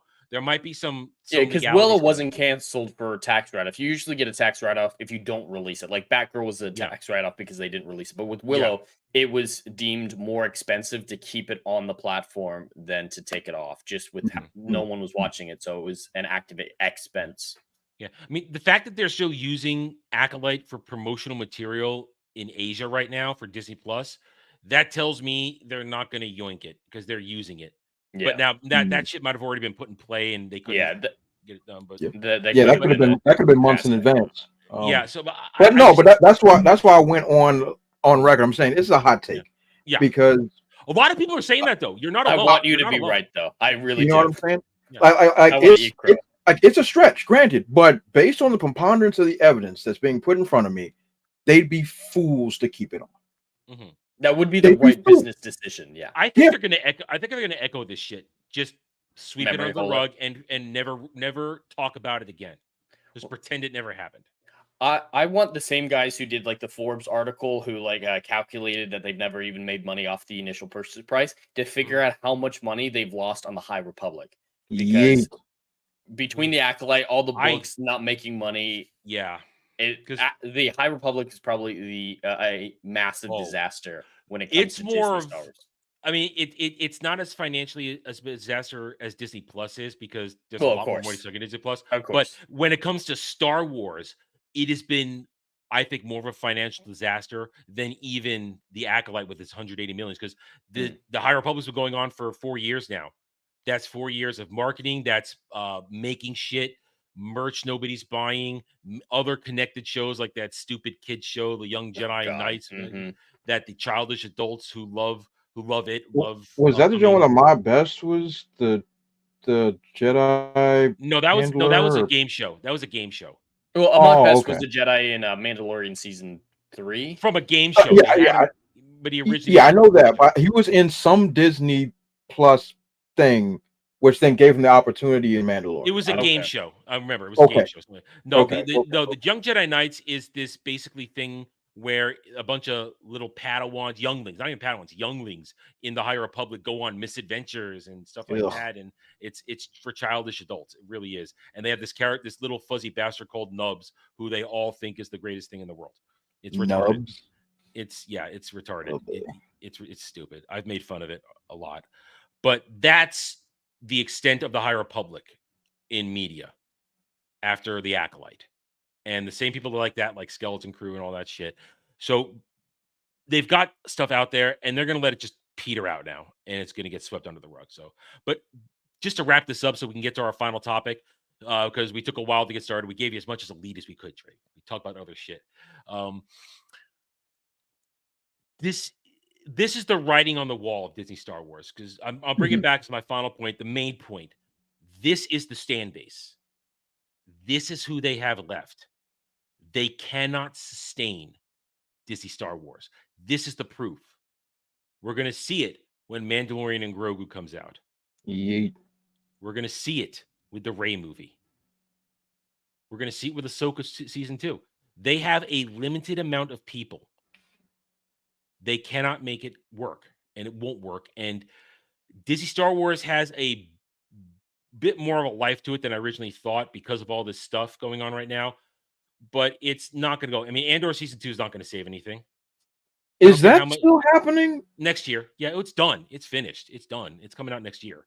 I mean, I still think Andor is shit. It's not Star Wars. It's just a mediocre, average science fiction story with Star Wars elements that which you pulled out still works, which makes it not Star Wars. They're still putting out that Skeleton Crew, but then once Skeleton Crew and Andor come out, there's nothing until Mandalorian Grogu. They got nothing. Nothing. That might be for the best. I mean, not for my channel. Well, Adam.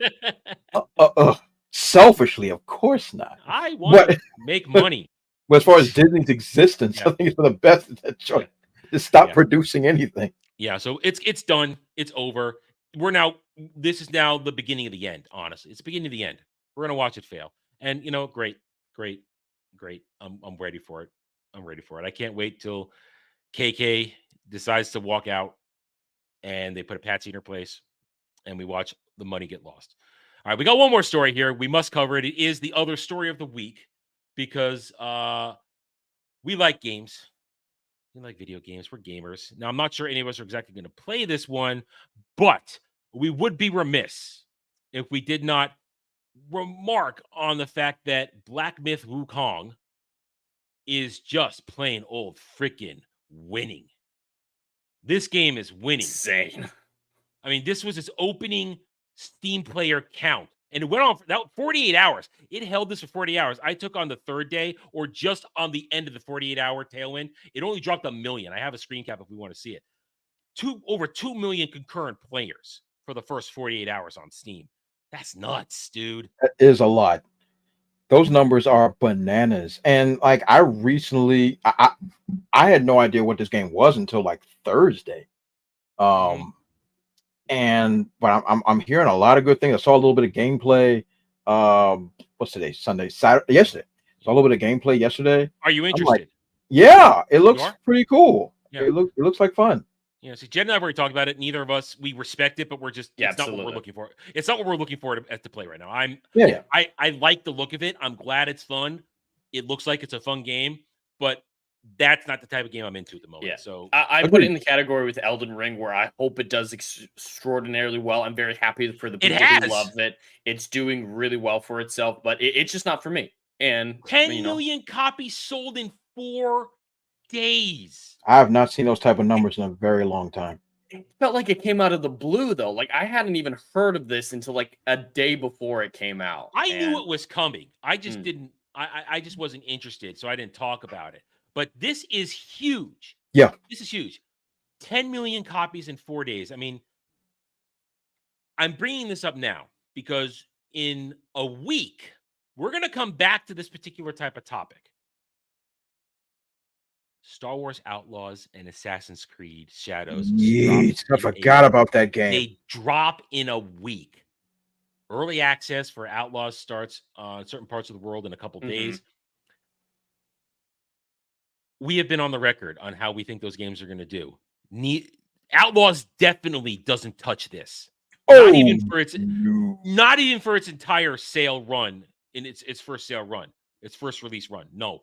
Shadows maybe because of normies in the end. But if we don't get Outlaw numbers in the first 4 days, that means they're hiding them. Oh, without question. But if they do drop them and it's a drop in the bucket compared to this, oh boy, failure. Ubisoft. Failure. I'm just praying that they get the concurrent Steam players of like Dustborn and whatever the other Sweet Baby Ink is. You mean Concord? Yeah. Concord, the game that barely has 600 people playing right now. Good Lord. That has let me bring this up real quick. I will share this. Drea, were you still on Ballbusters when I showed this? I was on Ballbusters when we talked about Concord and all the that's wrong. Sorry, that's the Dustborn. That's the Dustborn. I want the Concord. Where's the Concord? Yeah, I was there for that. Here it is. It was there the whole time. For the girl's special move. Yeah, but for the Concord, Jed, have you seen this? No. Okay, this is the roster of Concord.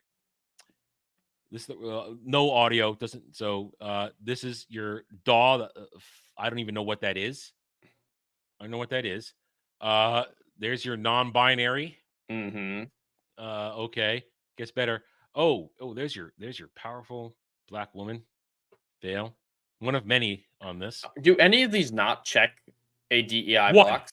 One white guy. We'll get to him. Oh, here's your old Asian woman that looks like Michelle Yeoh. I do love Michelle Yeoh, but she got to have Duchess, your old Asian woman. Star Child. Sure. The hell? The hell kind of name is that? The hell. The hair. The hell. He's I don't even know what that is. Oh, got a pimp. The black guy. Well, of course he's a pimp. Yeah, he's a pimp. That's a pimp. What else? There's no denying that. I have those shades. Okay.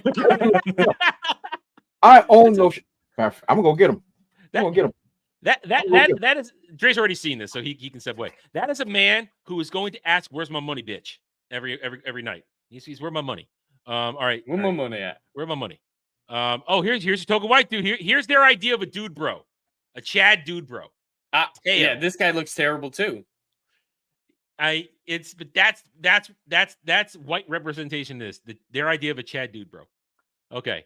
I called this one COVID girl.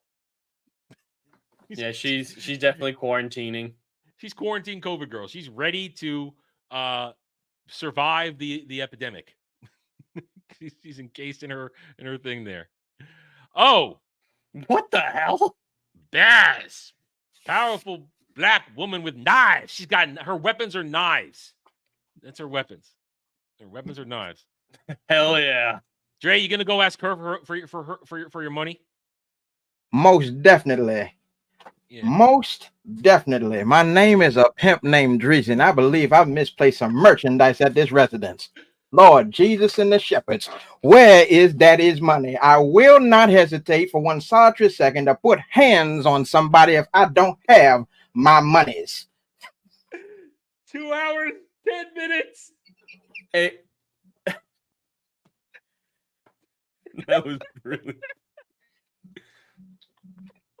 I'd give you my money. Oh man, I'm giving my money. Just don't cut me. Don't cut me.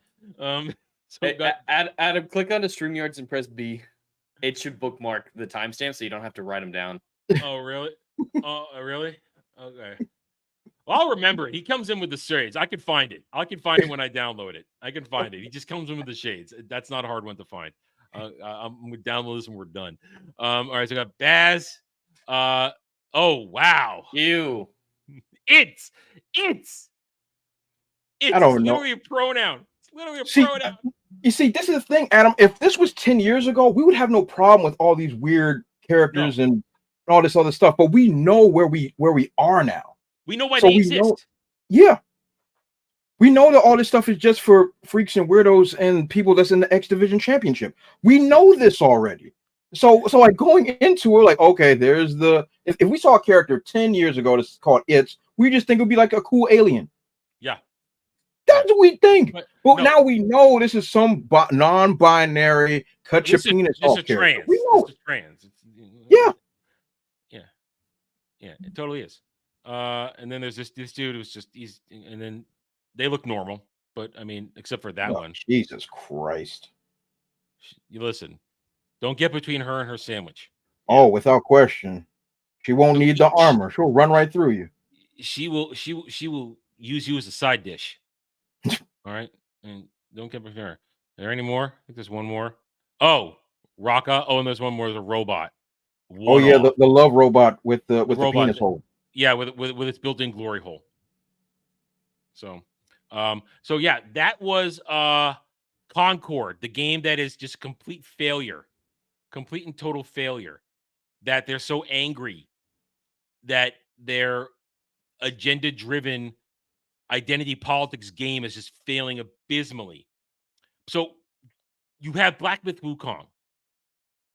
People are just having a good time, and this is competition. Concord, and this, and now I know we've all seen this. We've all seen this one, but we have to have it. You need to hear it. Dustborn, the game where you are a bunch of queer trans people surviving in Trump's America, fighting against the oppression of all the homophobes, racists, and bigots. And this was a description. This is a 9-second clip. This 9 seconds tells you all you need to know from this game. Enjoy. Fellow you're with, the black kid, dresses like a writer. Does he know anything? You are racist. There's literally a trigger option. Wow. This is the new games they want to sell everybody. This is new games. I can't believe they included a trigger. Like, that should be parody. Like, if someone did a satire on woke people having I think that game might actually be fun. Be an SJW satire game. I think that would be really fun. And a trigger option I'd expect to be in that. But this is unironic. Yeah. This is intentional. It's not trying to poke fun. This is the point. The point is to act like this kind of behavior is okay. I don't get it. I don't get it. Now, if this was like back in the day, like we had a lot of parody games back in the day, like Conker's Bad Fur Day, and Yeah. what was that? Bully to a certain extent had a lot of parody. There was a lot of games back then that were poking fun at certain ways of living and ideology. This is what they actually are going for. There's no parody. They're serious. Here. You're dead serious. They think that they're owning the chuds, they're owning the racists with this game, and this game has been hammered. This has been hammered, destroyed, and we'll just come back to it. The fact that Black Myth Wukong has come out at the same time as all of this, and it is making all the money in gaming this week. All the money. I think Legatus looked it up a couple days ago. $600 million already. Whoo! Do we know what the budget for it was? I have asked that. I have not found it yet. I have not found the budget yet. But so, granted, we don't know what costs are in terms of how to do an equation for budget for gaming. I mean, Dre, you might know. It's kind of hard, especially like how costs are usually measured.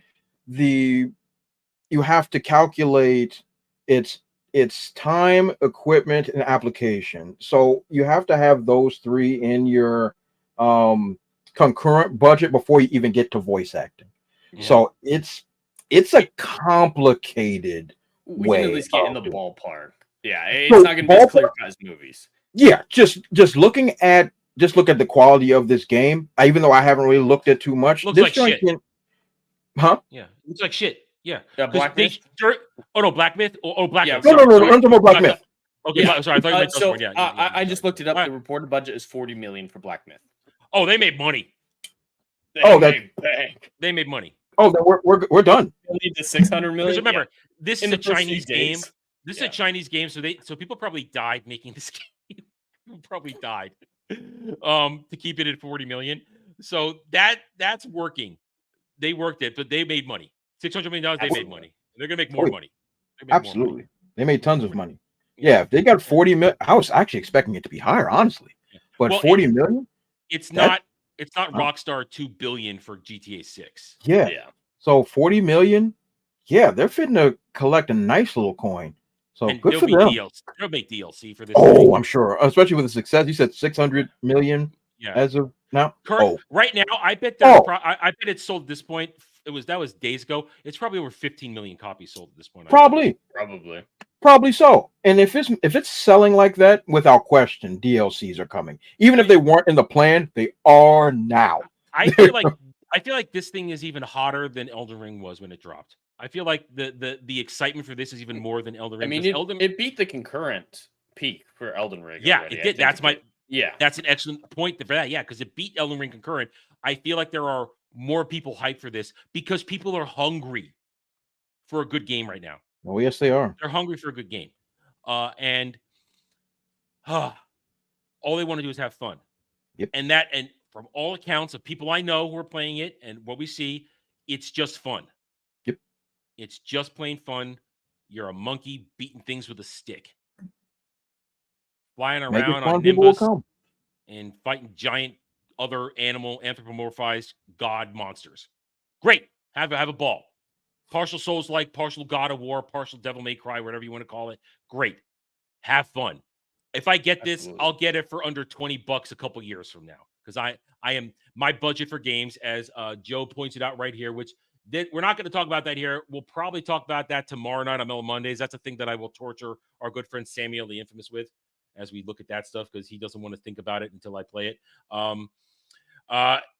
We will. My budgeting, my gaming budget is basically allocated for Veilguard in October. I will spend $15 on the game I was pointing out to Jed at the beginning of the stream for playing with Alf and the other guys on Horny Alf's channel. But my game, I'm not going to spend $60 on this right now, $70 on this. It's because for me, for a game like this, there's no replay value for me. I'll play it once and I'll be done. So if I spend $20 on it and maybe play it for 40, 50 hours, that's my money's worth on that. And right now, even if I streamed it, I'm not in the algorithm on my gaming channel for this type of stuff. So I'm not going to bring in a lot of people for this, and it would interrupt what I'm actually doing on my gaming channel with Dragon Age right now. That's a thing I'm doing. People are interested. People ask me to do it. My subscribers ask me to play it. So that's what I'm doing over there. It would interrupt the fun we're having playing that, going through the whole franchise to get before we get to Veilguard. So it would interrupt it, and I don't want to do that. I want to stay with what I'm doing, but I'm not against everybody having the fun with this. Have fun with it. Have fun with it. Have fun with the single player life. Have fun with that. Let's do that. So next week, we will comment. We'll comment on the launch of Outlaws and Assassin's Creed. So it'll probably be another week after that before we get some numbers where we can talk about the fact that Outlaws and Shadows will likely fail in comparison to Black Myth Wukong, which is already destroying every other woke game that just got released. Yeah. Because gamers just want fun. That's all they want. That's all they want. They just want to relax. And that's what I'm going to do tonight because we're done here. We're done. We're a little extra because we have to get second topic. We're good. Let's say our farewells and go have some downtime because we all deserve it. Jed, what you got this week? Well, you can all find me on YouTube and Kick at Hollywood Scholar and just regularly scheduled videos and live streams at this point. I do intend to start actually making videos again at some time in the near future because my book stuff is finally happening. Going to start the marketing campaign for that eventually. So as soon as that starts happening, I'll be making content as usual. But, writing 2 books and some other secret projects simultaneously does take a lot out of me. But we'll have, of course, Saturday Night Drive-In, which Adam will talk about. Oh, well, not quite, but we'll get to that. This is the equivalent. The equivalent. Dre, what's going on? So this week, it should be a decent week. We'll see what's going down tomorrow, Monday morning. Should be dropping a video on the Brutal Clan Comics YouTube channel. And then, of course, on Thursday, I have yet another Pokemon battle that I'm taking on another random dude online using a bunch of legends on the Brute Plays gaming channel. So definitely check that out. And of course, whatever news is dropping in on comic book community and all that great stuff. And if there's anything socially is happening, you can hit me up on X Twitter at TheBrood00 and all that great stuff. All right. As per myself, if you guys stay right here when the stream ends, you will be directed to my gaming channel where we will be doing more Dragon Age Origins tonight. We're at the end game. Times for the lands meet. The Archdemon cometh. We're going to have some fun with that. And we'll probably get into Awakenings, the expansion as well tonight. So we'll be doing that at around 6:30 p.m. Eastern. So if you stay here, it will be automatically delivered over to my gaming channel. Otherwise, tomorrow night, Mellow Mondays, 10 p.m. Eastern, where we will chill out, have a good time, just try to relax, nerd out. Like Jed and I did at the beginning of the show talking Star Trek. That's what we do over there. We just talk nerd shit. Try not to get riled up like we do over here. But then I would ask, I'm just going to have to wait for the internet to provide this week. I don't have to wait. I know what's coming on Thursday. Little show called Rings of Power Season 2. 3-episode premiere. So if you're new to this channel, I review stuff. That's the core of what this channel is, reviewing shit. I will be reviewing Rings of Power Season 2 beginning Thursday. Episode 1 Thursday, Episode 2 Friday, Episode 3 Saturday, leading into the return of our panel show, Mordor Country, where we will just rip this show apart. Myself, Jed, several others. Dermy will be there. Jocks will be there. It'll be a rotating panel, huh? Dre will be there, right? Oh no, Dre will not be there. No, Dre will not be there. No. We will have a rotating panel of people coming in, talking about it, ripping it apart. It's gonna be a good time. We're gonna have a lot of laughs. Watch us melt down. When we come back for the second weekend episode, there will likely be Drunk Dermy. He will likely be there. Thank God. He will he will get Hiccup Dermy. Hiccup Dermy. Hiccup Dermy will be there. The special individual that is Hiccup Dermy will be there. And we will have a good old-fashioned time. Join us 8:30 p.m. Eastern, Saturday through September into October. It'll be taking the place of Saturday Night Drive-In, which will return when the show's over with a special event. We'll inform you guys on that more as we get closer to it. And then we'll be right back. I'll be Ball Busters on Friday, whatever. Show. We'll be right back here then, 2 p.m. Eastern on Sunday. to well, Jen and I are gonna be like shells of men on Sunday. We might not even go to bed. Who knows? It might be that bad. It might bleed over too far. So we'll be shells of men, and Dre will be able to point and laugh at us as we just gibber and flubber our way. But we'll be talking the week's events. We'll be talking overall Rings of Power, but it'll be a lot of fun. Join us for that. We thank each and every one of you for being here. Hit that like button. Links are all in the description below, and we will see you guys next time. Until then, take it easy. Have a good night or day wherever you may be.